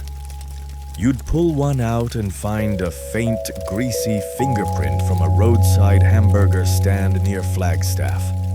You'd see a small circle in faded ink around a tiny town in Vermont where we'd found the best maple candy. The folds were the most telling. The main creases, from folding it the right way, were deep and soft. But then there were the other creases, the frantic, impatient ones made in the heat of a confusing intersection, trying to get a closer look at a tangle of city streets. The corners where major highways met were worn nearly transparent, the paper so thin you could almost see through it. A map was a testament to use. It showed its wear and tear with pride, each blemish a medal earned on the road. Now that little voice in my son's car ensures there are no blemishes. There is no uncertainty. The path is preordained. The passenger is free to look at their own little screen, to be in a completely different world, while the miles slide by unnoticed. And when they arrive, I've noticed, they have very little sense of how they got there. They've been transported, but they haven't traveled. They haven't earned the destination. But the real magic, the part that the serene little voice has eliminated entirely, wasn't in following the map perfectly. The real magic happened when the map failed us, or rather, when we failed the map. Getting lost. The very phrase today sounds like a crisis. It's a failure of the system. Recalculating. But back then, getting lost wasn't a failure. It was an unscheduled detour into the heart of the world. It was the start of an adventure. I remember one time we were driving through the winding hills of West Virginia, looking for a particular state park. I was sure I knew a shortcut, a man's pride, you know. My wife, the ever-patient navigator, had her doubts, but she folded the map and let me have my way. An hour later, the paved road had turned to gravel, the gravel to dirt, and we were surrounded by trees so thick the sunlight could barely get through. We were, without a doubt, spectacularly lost. There was no apathetic voice to guide us back. There was just the quiet hum of the engine and the growing realization that we were on our own. For a moment, a flicker of panic, and then a kind of calm acceptance. We were here in this beautiful, unknown place. So what now? We kept driving, and eventually the trees opened up, and we saw a thin curl of smoke rising from a chimney. We'd stumbled upon a tiny, isolated house with a wide front porch. There was nothing to do but stop and ask for help. An old man in overalls was sitting on a rocking chair, watching us approach as if he'd been waiting for us all day. I got out of the car feeling foolish. "Pardon me," I started. "I seem to have made a bit of a mess of things. We're trying to get to Blackwater Falls. The man didn't just point. He stood up slowly and a smile creased his weathered face. He walked over to the car and leaned in the window to say hello to my wife and the kids. "Blackwater Falls," he said, drawing the words out. "Well now, you're a country mile and a half from there, but you're in luck." He then gave us the most wonderful set of directions I have ever received. They weren't about road numbers or mileage. They were a story. You go on down this road here till you see the old Henderson place, the one with the collapsed barn. Can't miss it. You hang a left there. You'll cross a little stone bridge. My granddaddy helped build that bridge. After that, stay on the road as it curves with the creek. When you smell pine in the air, you're getting close. If you get to a fork in the road by a big white oak that was struck by lightning, you've gone too far. We followed his directions, not just with our eyes, but with all our senses. We saw the collapsed barn. We felt the rumble of the tires on the stone bridge. We smelled the sharp, clean scent of pine that filled the car. We didn't find the state park that afternoon. We followed his directions to a small, hand-painted sign that just said PI. And we had a slice of blackberry pie at a little roadside stand that was so good, so absolutely perfect, that my children still talk about it to this day. We never would have found it if we hadn't gotten lost. That's the connection we're missing. The voice in the dashboard will never tell you about the pie. It won't tell you about the bridge your granddaddy built. It won't engage you in a story. Getting lost forced you to be humble. It forced you to admit you didn't have all the answers. And it forced you to connect with a stranger, to rely on their kindness and their local knowledge. In that small 5-minute transaction on a dusty roadside, you became, for a moment, part of their world. So, here is my wish for you. The next time you are on a journey and you have a little extra time, turn the voice off. Put the phone away. Take a turn you weren't planning to take. Let yourself get a little bit lost. And when you do, find a person, not a satellite, to ask for the way. You may not get there as quickly, but I promise you the journey will be infinitely richer. You might just find that the best destinations are the ones you never intended to find. I saw my granddaughter the other day, waiting for her mother to pick her up. She was sitting on the front steps, and for a full 5 minutes, her mother was running late. 5 minutes, a little gap in the day. I watched her from the living room window, and in that brief span of time, she pulled her phone from her pocket no less than 4 times. She'd unlock it, her thumb would fly across the screen in a frantic, meaningless dance. And then she'd lock it again and shove it back in her pocket, only to repeat the process 30 seconds later. It was like a nervous twitch, a reflex to fill a silence that had barely had a chance to settle. She looked agitated, anxious. Not with the angry impatience of a person kept waiting, but with the quiet panic of someone left alone in an empty room. And it struck me that she, and so many of her generation, have come to see a moment of empty time not as a gift, but as a vacuum that must be filled at all costs. They are terrified of the silence, and I feel a deep sorrow for that, because in my life, silence wasn't a vacuum. It was a space, It was the most fertile ground imaginable.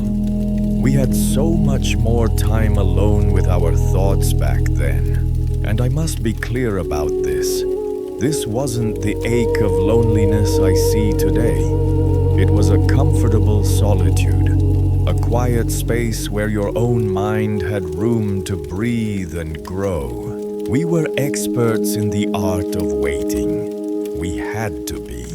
We waited for buses that ran on their own whimsical schedules. We waited in long lines at the bank on a Friday afternoon. The only sound the rhythmic asterisk ka-chunk asterisk of the teller's stamping machine. We sat in waiting rooms at the doctor's office with nothing but a 6-month-old copy of a magazine and the ticking of the clock on the wall for company. These weren't considered moments of lost productivity. They were simply part of the fabric of the day. And in those gaps, in those enforced pauses, something wonderful happened. Our minds went to work. I remember my bus ride home from the factory. After a long day of noise and machinery, the 20-minute wait at the corner of 5th and Main was a kind of decompression chamber. I'd find a spot on the familiar wooden bench, worn smooth by thousands of other commuters over the years. I wouldn't be trying to distract myself. I would simply sit. I'd watch the cars go by and wonder about the lives of the people inside them. I'd notice the way the late afternoon sun hit the brick of the building across the street, turning it a deep, warm orange. I'd replay a conversation from work, not with anxiety but with curiosity, understanding what my foreman really meant when he'd said what he said. It was in those quiet moments on the bench that I'd solve problems. Not a grand, world-changing problems, but the small, important problems of a life. How to fix the screen door that kept sticking. What to get my wife for her birthday. How to talk to my son about the trouble he was having in school. My mind, free from the clatter of the factory and the demands of the moment, could stretch out, wander down different paths, and examine an issue from all sides. The solution wouldn't arrive like a thunderclap. It would just emerge. It would gently surface from the quiet currents of thought, as if it had been there all along, just waiting for the noise to stop so it could be heard. That was solitude. It was an active, breathing state. It was a conversation with yourself. You learned the topography of your own mind, its hills and valleys, its sunlit meadows and its dark woods. You became familiar with your own thoughts, your own patterns of worry and of joy. You learned to be company for yourself. Today, I see a world that is terrified of that company. The moment a sliver of silence appears, a phone is produced to slay it. Waiting in line for coffee, you don't look at the other people. You don't watch the barista at their craft. You don't let your mind drift. You scroll. You refresh.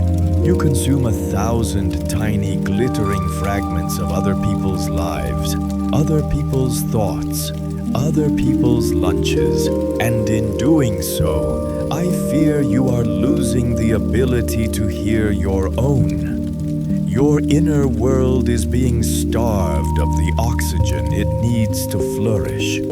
Every potential moment of reflection is paved over with a slab of digital distraction.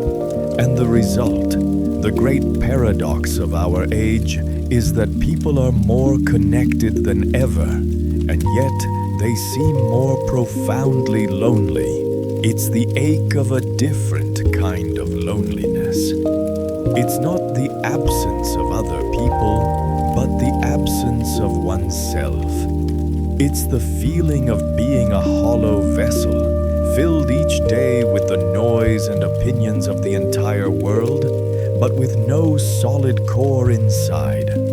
When the noise finally stops, late at night, the silence that remains is no longer a comfortable space. It's a terrifying void. Because if you've spent your whole life running from being alone with your thoughts, you have no idea who is in there with you. You've never been properly introduced.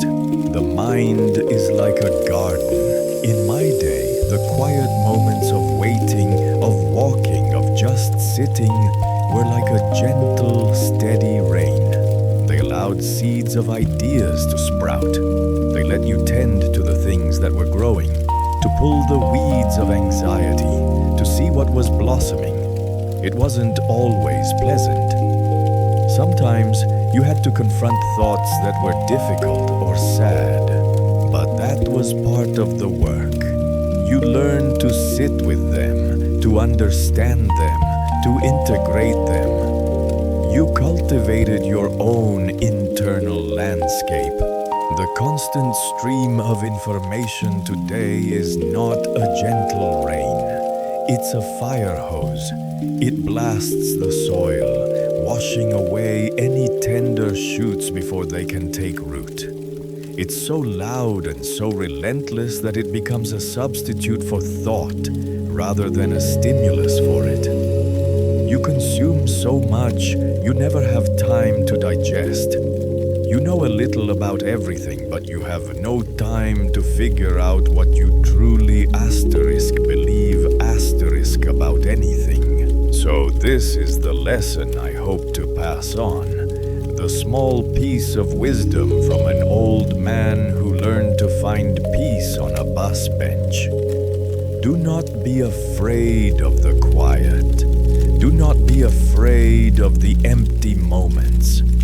The next time you find yourself with 5 minutes to spare, I challenge you to conduct a small experiment.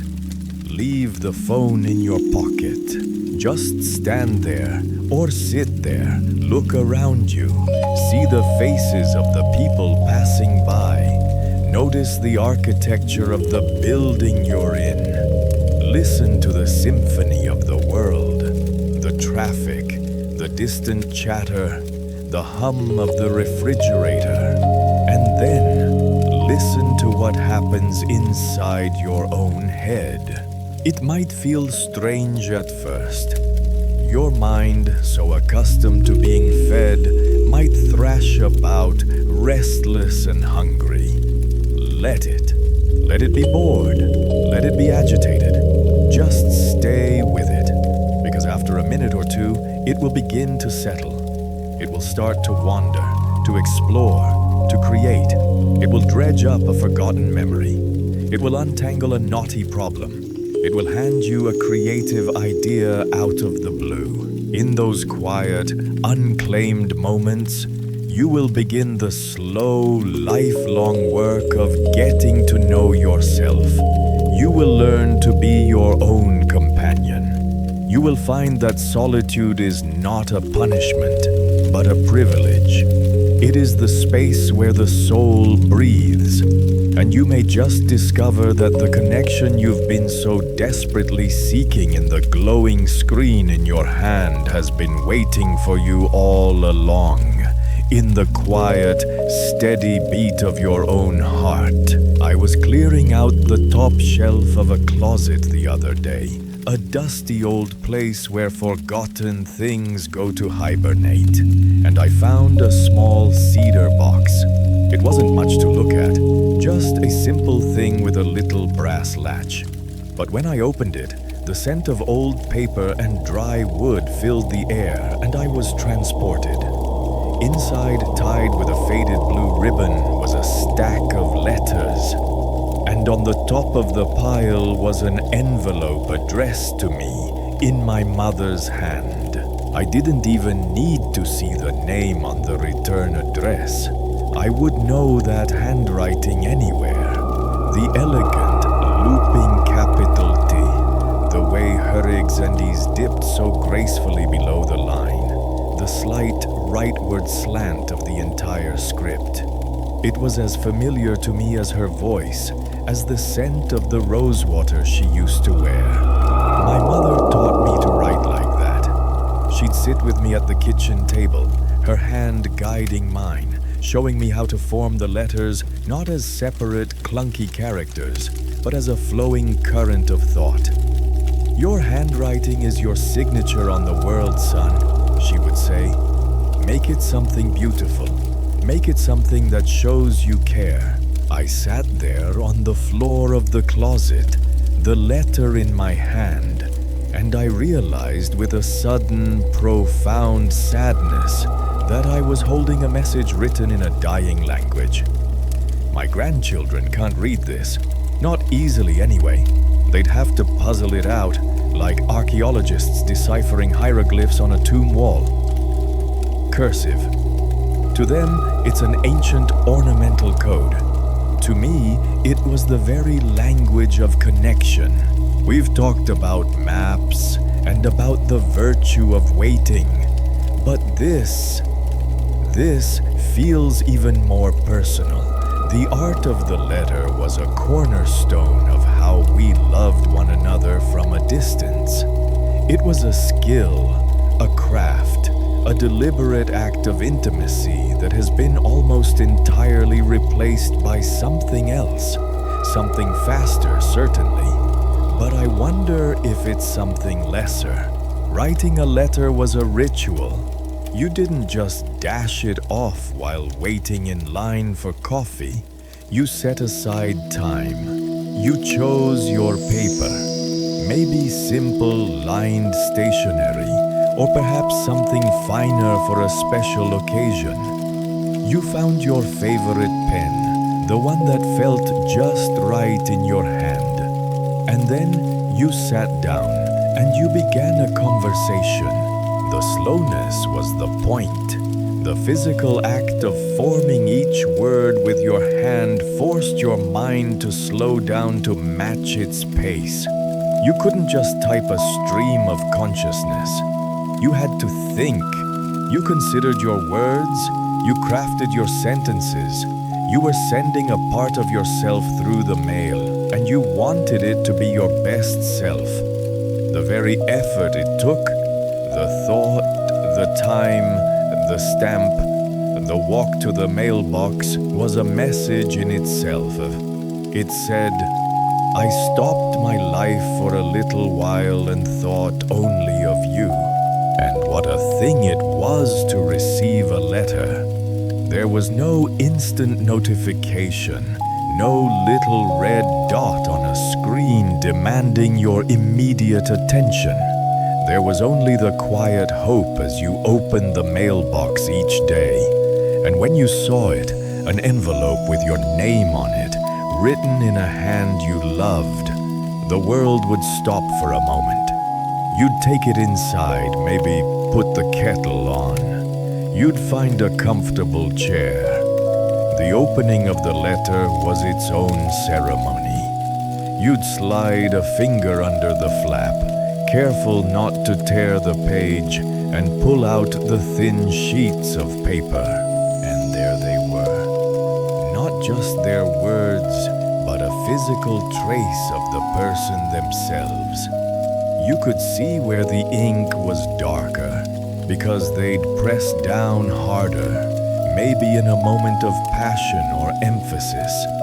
You could see a small smudge where a tear might have fallen, or a hastily corrected spelling error that made them seem all the more human. The paper held the faint scent of their home. It had been in their hands, on their desk. For a moment, across hundreds of miles, you were sharing the same physical space with that piece of paper. You could fold it up, put it back in the envelope, and keep it. You could read it again a week later, or a year later, or 50 years later, sitting on the floor of a dusty closet. Today, my grandchildren communicate with a flurry of thumbs. They send dozens, hundreds of messages a day.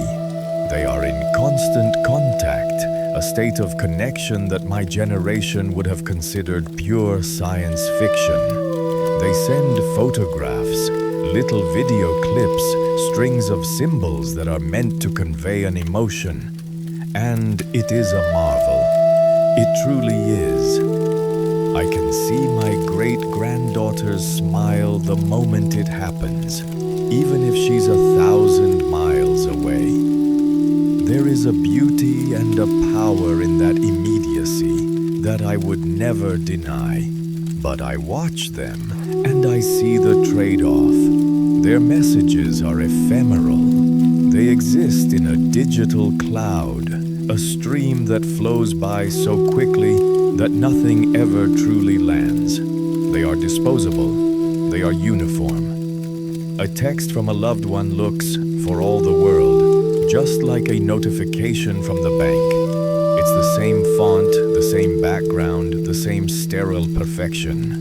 There is no signature on the world. There is only a username. There is no anticipation. There is only expectation. A reply is expected in minutes, if not seconds. And because the reply must be immediate, it cannot be deep.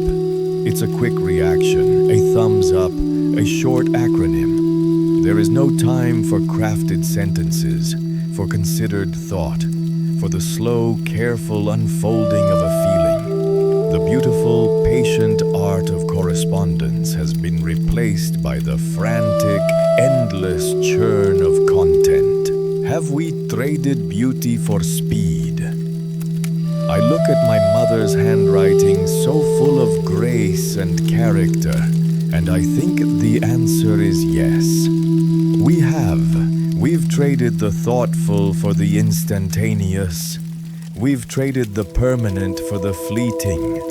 We've traded the personal artifact for the impersonal data. We've forgotten that communication isn't just about the transmission of information. It is also about the transmission of care. The care my mother took in teaching me those loops and swirls. The care I took in writing a long letter to my wife when I was away on business. The care a friend took to find a stamp and a mailbox to share a piece of their life with me. The skill isn't just about making your handwriting legible. It's about learning to slow down. It's about learning to be deliberate. It's about creating something with your own hands that cannot be duplicated, that is uniquely yours. It's a small act of creation in a world that is more and more about consumption. So here is my thought for you. The next time you want to tell someone something important, not just that you're running 5 minutes late, but something that truly matters. I want you to try something. Find a piece of paper, find a pen, and write it down. Write them a letter. It doesn't have to be long. Your handwriting doesn't have to be perfect. Just write. And then put it in an envelope. Put a stamp on it and mail it. In doing so, you will be giving them a rare and precious gift in this modern world. You will be giving them the gift of anticipation, the gift of a physical connection, and a small, beautiful piece of yourself that they can hold in their hands and keep forever. You will be speaking a language that our hearts, no matter the age we live in, will always understand. It's a funny thing, the sounds a house makes when it's truly quiet. Not just empty, but quiet. The hum of the refrigerator cycling on, the gentle sigh of the floorboards settling. For most of my life, those were the sounds of being home, the sounds of peace. Today, I think that kind of quiet makes people nervous. The silence is a space they feel they have to fill. I believe this because the other day I was sitting in my armchair when my phone rang. Now, this old flip phone I keep is mostly for emergencies. so a ring is a rare event. It was my grandson. Grandpa, are you there? I've texted you 3 times. His voice was full of that modern static of anxiety. I looked at the little screen. Sure enough, 3 little messages. One sent at 2:15, the next at 2:17, the third at 2:18. He had called me at 2:19. In the space of 4 minutes, he had convinced himself that my silence was a sign of disaster, when in fact, it was just a sign I was in the garden, tying up the tomato plants. He expected me to be available instantly, as if I were a service and not a person. After I assured him that the tomatoes and I were both fine, I hung up the phone and stood there for a long while in the hallway. My hand rested on the little table where the phone used to sit. The real phone. There's nothing there now but a small yellowed plastic plate on the wall where the jack used to be. A tombstone for a different way of life. And I started thinking about that old telephone, a heavy black thing made of bakelite, and the invisible threads that connected us then versus the invisible chains that connect us now. That phone was an object with gravity. It had a presence. It lived in one place on the hallway table, and it was tethered to the wall by a thick, coiled cord. If you wanted to talk on the telephone, you had to go to the telephone. The world came to you through that one specific portal. And when a call came, its ring was an event.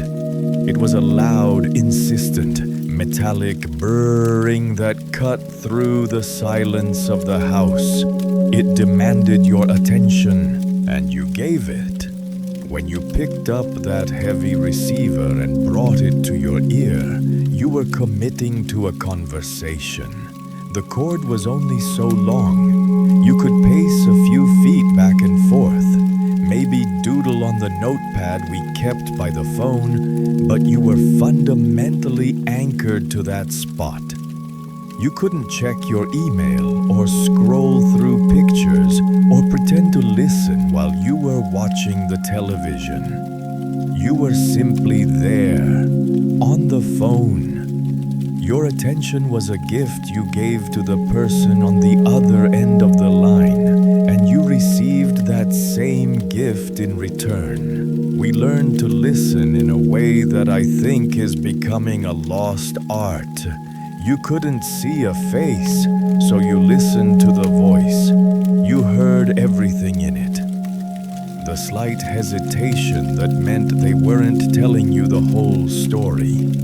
The crack in their voice that betrayed a hidden sadness. The way they'd go quiet for a moment and you knew they were smiling. It was a whole world of communication that existed in tone and cadence and the spaces between words. We were painting a picture of each other in our minds, with only the sound of a voice for a brush and the numbers. We had to know them. There was no contact list to scroll through. The numbers of the people you loved were stored in your head. They were a kind of secret map of your life. 34591. My best friend, Sam. I can still feel the satisfying pull and whirring release of the rotary dial under my finger for each of those digits. 82105. The number for the butcher shop. And of course, the number of the girl who would become my wife. I practiced dialing it on the palm of my hand before I ever had the courage to make the call. Those numbers were a part of us. When the conversation was over, you placed the receiver back in its cradle with a definitive, solid clunk. And that was it. The connection was severed. You were back in your own home, in your own life. with your own thoughts. The outside world was outside again. You were free. No one expected you to be reachable when you were walking the dog, or reading a book, or sitting down to dinner. Your time, when you were home, was truly your own. Now, look at this new world. This little rectangle of glass my grandson holds in his hand. It's a miracle, of course. It connects him to the whole of human knowledge. It connects him to friends on the other side of the planet. There is no denying its power, but I see the price of that power etched on his face. This new world connects you to everyone all the time, but I see the anxiety it causes, the pressure to be always on. You are not tethered to a place in the house. You are tethered to the device itself, an invisible leash that follows you everywhere. A text message arrives with a quiet little ping, not a house-shaking ring, but it is somehow more demanding. The person who sent it can see that it was delivered. They can see when you have read it. And a silence of more than a few minutes is no longer seen as peace. It's interpreted as a problem, an insult, a ghosting. So the conversations are chopped into 1,000 tiny pieces. Lol, K, on my way. You trade these little fragments of information while doing a dozen other things. There is no focused attention. There is no listening for the smile in someone's voice. We've replaced the richness of a human voice with a tiny yellow cartoon face to make sure the tone is understood. The great paradox is that while you are more connected, you seem to be less present. I see young couples in restaurants sitting in silence, bathed in the blue glow of their own separate screens. They are in the same room, but they are not together. They are each tending to their own web of distant, shallow connections, while the deep, meaningful connection sitting right across the table starves from neglect. We were free from that invisible tether. Our time was truly our own when we were home. That freedom gave us space to think, to be bored, to be quiet with ourselves. It was in those quiet moments, after a phone call had ended, that we would process the conversation, think about what was said, what was truly meant. Now, there is no after. The conversation never truly ends. It's a constant, running stream of updates and notifications that follows you from the moment you wake until the moment you fall asleep. So this is my humble request, a challenge, if you will. The next time you want to connect with someone you care about, a parent, a dear friend, don't send a text. Put the phone to your ear and make a call. Find a quiet place where you won't be distracted. And for the 10 minutes that you talk, just talk. Don't scroll through anything. Don't answer an email. Give them the rare and beautiful gift of your undivided attention. Listen to their voice, hear the music in it, and maybe, just maybe, try turning your phone off for an hour each evening. Create a small sanctuary in your day where the world cannot reach you. Reclaim a little piece of that freedom we once took for granted. Discover the peace that comes not from being connected to everyone, but from being truly present with yourself in the quiet, gentle hum of your own life. Now, I am not blind to the miracles of today. I can see the face of my great-grandchild who lives 1,000 miles away. I can sit in this very armchair, hold a small, thin piece of glass in my hand, and watch him take his first wobbly steps across a living room I have never been in. I can hear his gurgling laugh, a sound that travels through the air as if by magic. And for a moment, the miles between us disappear. It is a wonder, a true and honest-to-goodness miracle that my own parents would have thought was something out of a Buck Rogers cereal. But I believe every miracle has a price, and it's wise to understand what that price is. For every great convenience, some small, essential human effort is made obsolete. For every connection made faster, something of substance is lost in the rush. And I worry that we have been so dazzled by the light of these new miracles, we haven't stopped to notice the shadows they cast. Last Tuesday was my great-grandson's first birthday. The family arranged a call. There he was on the little screen, propped up in his high chair with a tiny cake in front of him. His face was a little blurry, the colors not quite true. When he laughed, the sound was a fraction of a second behind the movement of his mouth. I watched him smear blue frosting into his hair, and I smiled.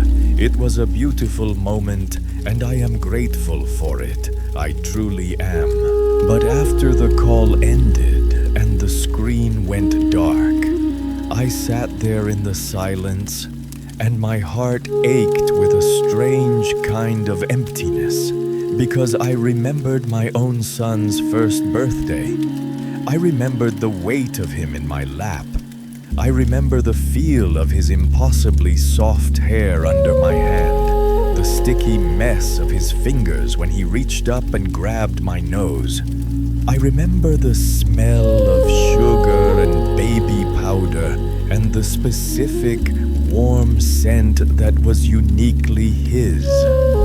I remember the electricity of pure, unmediated joy that filled the actual room we were in. The little screen in my hand gave me a picture of an experience. It gave me the data of the moment, the sight and the sound, but it could not give me the experience itself. It could not let me feel the warmth of his small body or smell the sweetness of the cake. It gave me a perfect, sterile window to look through, but what I longed for was the messy, imperfect reality of being able to open the door and walk into the room. That, I think, is the first part of the price we pay. We have traded the sensory richness of physical presence for the convenience of virtual access. We are so busy looking at the world through our little windows that we are forgetting what it feels like to actually be asterisk in asterisk it. We see the photo of the forest, but we don't smell the damp earth and the pine needles. We watch the video of the ocean, but we don't feel the spray on our face or the sand between our toes. We see the face of a child we love, but we cannot offer the comfort of a hug. And there's another cost, a more subtle one, the cost of immediacy, because I can see my great-grandson anytime the anticipation of seeing him is different. In the old days, a visit from family that lived far away was a monumental event.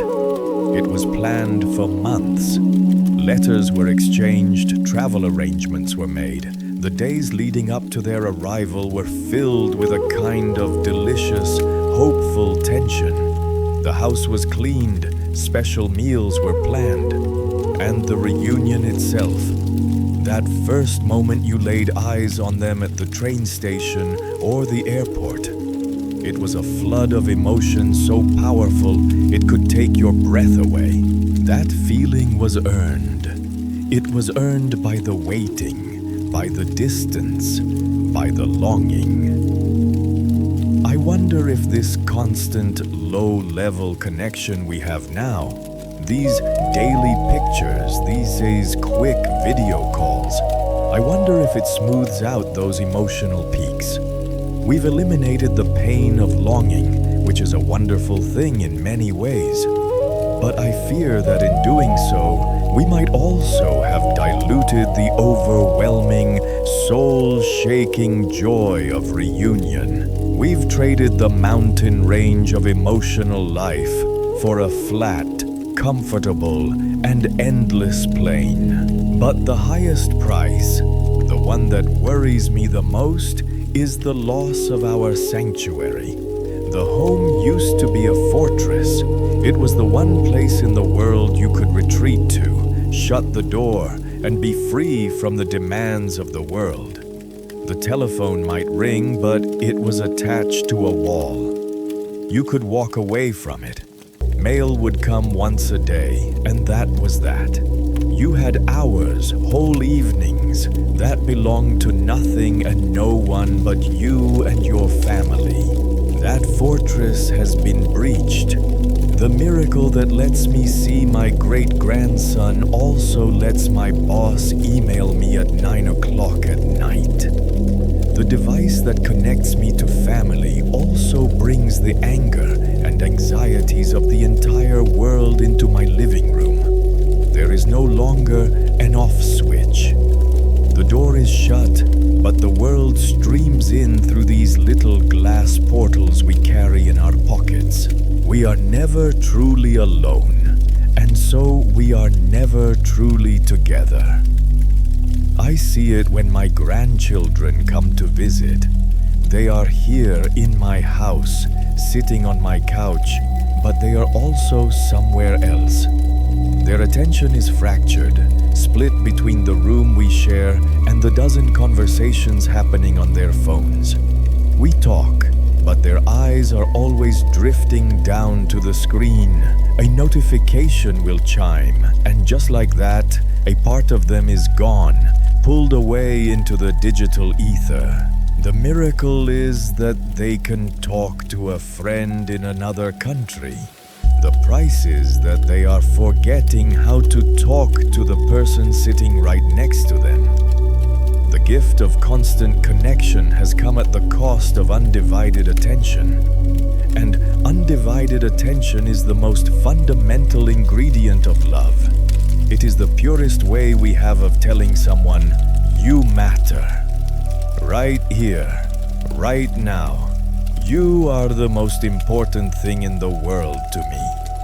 When we cannot give that gift, even to the people we cherish most, we are all poorer for it. So please, do not mistake me for a man who wants to turn back the clock. I will cherish every blurry, pixelated image of my great-grandson.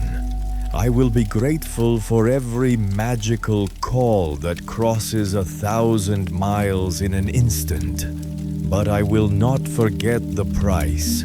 My advice to you is not to throw away the miracle. It is simply to be its master, not its slave. Understand the tool you are holding. Use it to connect, but do not let it become a substitute for true presence.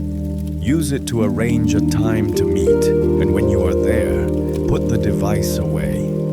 Look the person you are with in the eye. Listen to them with your whole self. Give them the sacred gift of your full, uninterrupted attention. Create your own sanctuary. Make a rule that there are no phones at the dinner table. Leave your phone in another room for an hour every evening. Go for a walk without it. Rediscover what it feels like to be truly present in your own life, to be alone with your thoughts, to be fully with the people you are with, because the miracle of seeing a face on a screen is a beautiful illusion, but the miracle of holding a hand, of sharing a meal, of sitting in comfortable silence with someone you love, That is real. That is the magic that has fueled human hearts since the beginning of time. And it is a miracle worth protecting at any price. There's a photograph on my mantelpiece. It's black and white, the corners soft and a little curled with age. It's a picture of a neighborhood potluck taken in my own backyard, probably 50 years ago now. There are a dozen or so people in the frame. My wife, Martha, is there, laughing at something my friend Sam has said, her head thrown back and her eyes crinkled at the corners. Sam's tie is crooked. Little Jimmy Peterson has a smear of chocolate on his cheek. In the background, Mrs. Henderson is sitting on a lawn chair and she just looks tired. Her smile is gentle, but it doesn't quite reach her eyes. No one posed for this picture. The photographer, whoever it was, just captured a moment as it was happening. A real moment, full of life in all its messy, imperfect glory. Every time I look at that photograph, I think about how different it is from the pictures I see today. The ones my grandchildren show me on their little glowing screens. In their pictures, everyone is always smiling perfectly. The sun is always setting in a blaze of impossible colors. The food is always arranged like a work of art. Every image is a postcard from a life of perpetual joy and success. And while I am happy for their happiness, a part of me aches for the truth I see in my old, faded photograph. The truth of a crooked tie, a chocolate-smeared cheek, and a tired smile. You see, online, you show the world a polished version of your life, a carefully selected highlight reel. We didn't have that luxury, or perhaps we were blessed not to have that burden. We showed our true selves because we were right there, in the same room, in the same backyard. There was no filter for a bad day or a tired smile. When you came to a gathering at our house, you brought your whole self with you. If you'd had an argument with your spouse on the way over, we could see the tension in the set of your jaw. If you'd gotten wonderful news about a new job, your joy was a palpable thing that lit up the whole room. If you were worried sick about a child with a fever, that worry was a shadow in your eyes that everyone could see. You couldn't hide it. You couldn't crop it out of the picture or apply a filter to make it look like contentment. And the beautiful thing was, nobody expected you to. Your presence was the gift, your authentic, unvarnished presence. Mrs. Henderson, in that photograph, her husband had been laid off from the mill that week. We all knew it, and no one thought less of her for looking weary. In fact, we drew closer. Martha made sure to fill her plate first. I made a point to go and sit with her for a while, not to talk about the problem, but just to talk. To let her know she wasn't alone in her corner of the yard. Her tiredness wasn't an imperfection to be hidden. It was a signal to her community, to her friends, that she needed a little extra grace. It was a quiet call for connection, and we answered. That kind of vulnerability, I think, is the bedrock of all true relationships. It's the unspoken permission we give each other to be human. When I let you see my flaws, my worries, my exhaustion, I am telling you that I trust you, and in turn, it gives you the courage to show me yours. It is a sacred exchange, and it simply cannot happen when we are all pretending to be perfect. Today, I see the immense pressure to perform, the pressure to present a life that is perpetually successful, adventurous, and happy. My granddaughter spent 20 minutes last Christmas trying to get a family photo where everyone was looking at the camera and smiling at the exact same time. The baby was crying, her brother was making a funny face. It became a moment of stress and frustration, all in the service of creating a single perfect image to be shared with hundreds of people she barely knows. The actual, chaotic, wonderful moment of her family being together was lost in the pursuit of documenting a perfect moment that wasn't even happening. We took pictures to remember the moment as it was. Today, it seems people live moments in order to get the perfect picture. And in that small, subtle shift, I fear something essential is being lost. The life we lived was three-dimensional. It had texture. It had good days and bad days, and they were woven together to create the strong, resilient fabric of a community. If Sam's business was struggling, he didn't post a motivational quote online. He came over and sat at my kitchen table with his head in his hands, and we'd talk it through over a cup of coffee until the sun came up. His failure wasn't something to be ashamed of and hidden away. It was a part of his story, and as his friend, I was privileged to be a part of it too. We carried each other's burdens because we could see them. We could feel their weight in the slump of a shoulder or the tremor in a voice. This new world, for all its connection, feels strangely isolating. Everyone is performing in their own one-person show, on a stage they've built for themselves, and they're all performing the same play. Everything is fine. The audience applauds with little hearts and thumbs-up icons, but the actor is all alone up there, under the hot lights, terrified to let the mask slip. Because if everyone else's life is so perfect, what would they think of my messy, complicated, and sometimes sad reality? The paradox is that the very thing that would connect them, the shared, messy truth of being human, is the one thing they feel they must hide. So this is what I want to say to you. This is the lesson from the backyard potluck and the tired smile.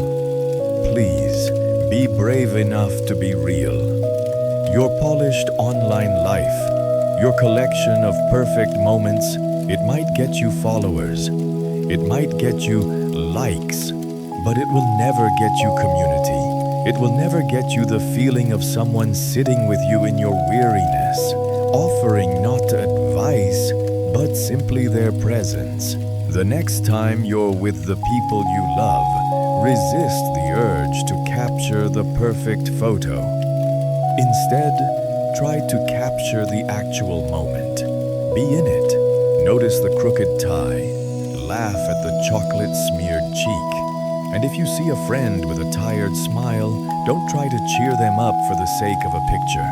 Go and sit with them. Ask them how they are. And listen. Truly listen to the answer. Allow yourself to be seen. Not just in your moments of triumph, but in your moments of doubt and struggle.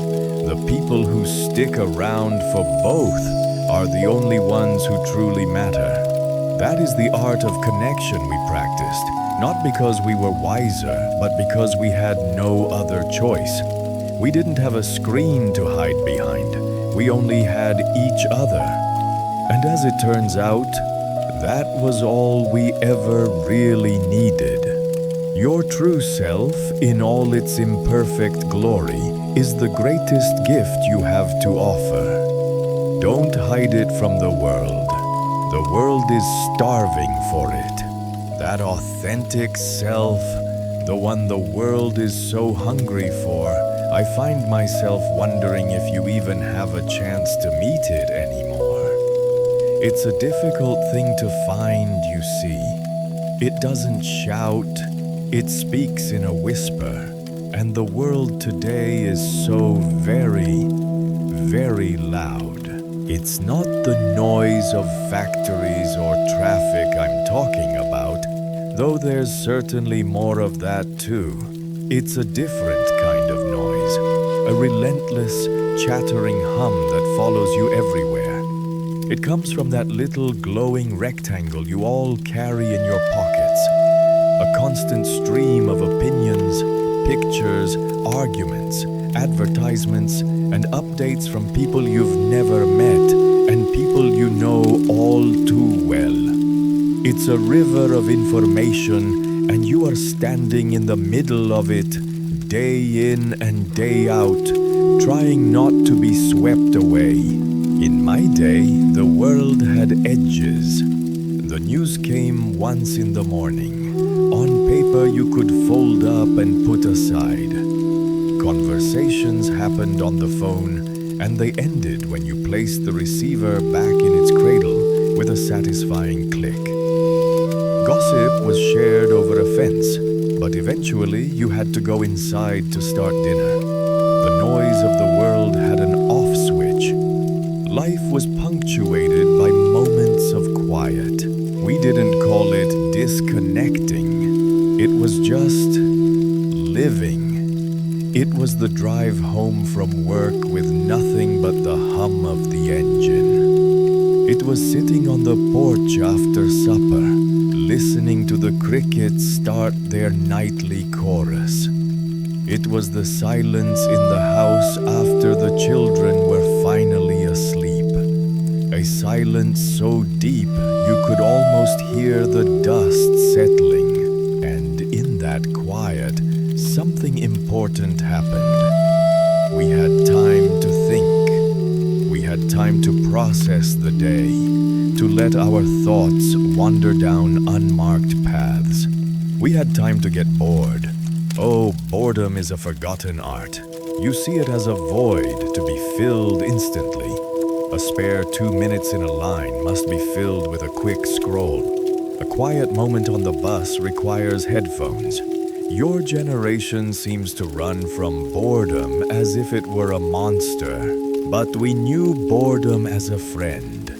Boredom is the quiet, fallow field where the seeds of creativity and self-discovery are planted. It's in those unstructured, unstimulated moments that you finally hear the quiet questions rising from your own soul. Am I happy with my work? Did I say the right thing to my friend today? What do I truly want for my life, for my family? These are not questions that can be answered in a flash between notifications. They require marination. They need the slow, gentle heat of uninterrupted thought. They need the space to breathe. The digital chatter suffocates them. It replaces your own complex inner monologue with 1,000 other voices, all telling you what to think, what to want, what to fear, and who to be. The great challenge for my generation was to build things, to connect a vast country with roads and telephone lines, to reach for the stars. We were concerned with distance, with closing the gap, but the great task for your generation is something else entirely. The connecting has been done. The world is at your fingertips, faster and more accessible than we ever could have dreamed. Your task isn't to connect faster, but to learn how to disconnect. Your great challenge is to build a fortress of solitude, not of brick and mortar, but of discipline and intention. A quiet place inside yourself where you can go to hear your own heart. That's what's at stake. Your own heart. Its voice is so easily drowned out. You begin to mistake the echo of 1,000 online opinions for your own intuition. You measure your worth by the metrics of others: likes, shares, comments, instead of by the quiet, steady compass of your own values. That compass needs stillness to work. If you're constantly shaking, constantly jostled by the current of digital noise, the needle will just spin and spin, and you'll never find your true north. I watch my grandson.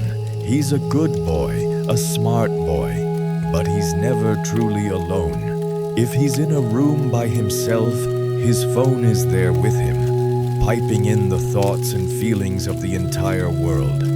He'll tell me he's resting, but he's scrolling through images of other people's adventures, other people's successes, other people's carefully crafted happiness.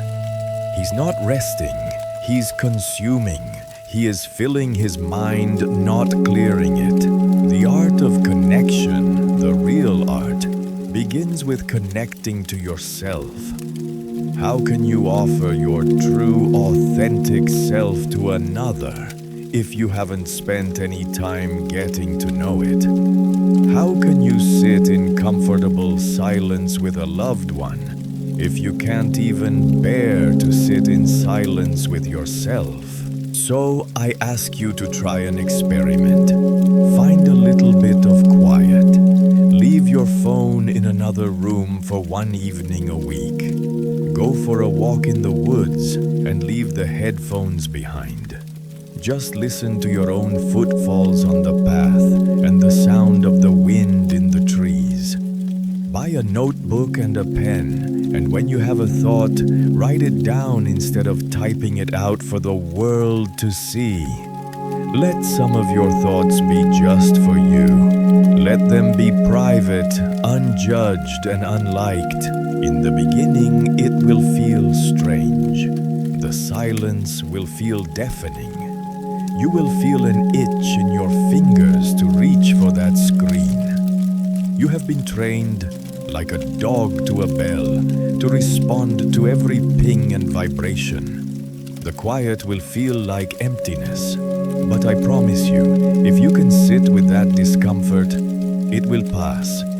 And on the other side of it, you will find something precious. You will begin to hear it again. That quiet voice, your own voice. You will start to untangle your feelings from the feelings you're told you should have. You will start to remember your own dreams, not the ones that are sold to you in glossy images. You will remember what it feels like to have a thought that is entirely your own, from beginning to end. This is not about rejecting the modern world. It is about learning to live in it without losing yourself. It is about mastering your tools instead of letting your tools master you. The world is so much louder now. The current is so much stronger. The great work of your lives will be to find the stillness, to anchor yourself in something real and true. And that anchor is found in the quiet, in the deep and patient work of listening, not to the world, but to your own soul. Only then can you truly connect with another, offering them not a performance or an echo, but the rare and beautiful gift of your own true heart. And what a fragile, precious gift that is. A true heart is not offered in grand pronouncements or spectacular gestures that can be captured and broadcast. It is offered in whispers. It's the quiet decision to put your own thoughts aside and truly listen to another. It's the unspoken understanding that passes between two people who have known each other for years. It's the simple, profound act of showing up, of being present. I think of the letters Martha and I wrote to each other before we were married. I was working a summer job 2 states away, and every Tuesday I would walk to the post office and find a letter from her waiting.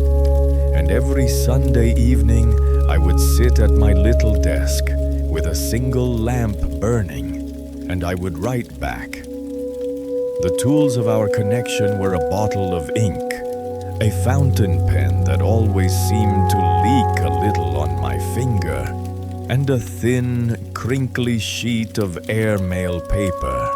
The process demanded a certain kind of devotion. I couldn't just dash off a thought in 10 seconds. I had to gather my week inside me to think about what was important enough to commit to the page. I'd write about the hard work, the funny thing a coworker said, the way the sunset looked over the unfamiliar hills, and I would ask her about her week, about her mother's health, about the little garden she was trying to grow in her backyard. Each word was a commitment. There was no delete key. If I made a mistake, I had to live with it, to cross it out with a thin line, a small visible imperfection in the story of my week.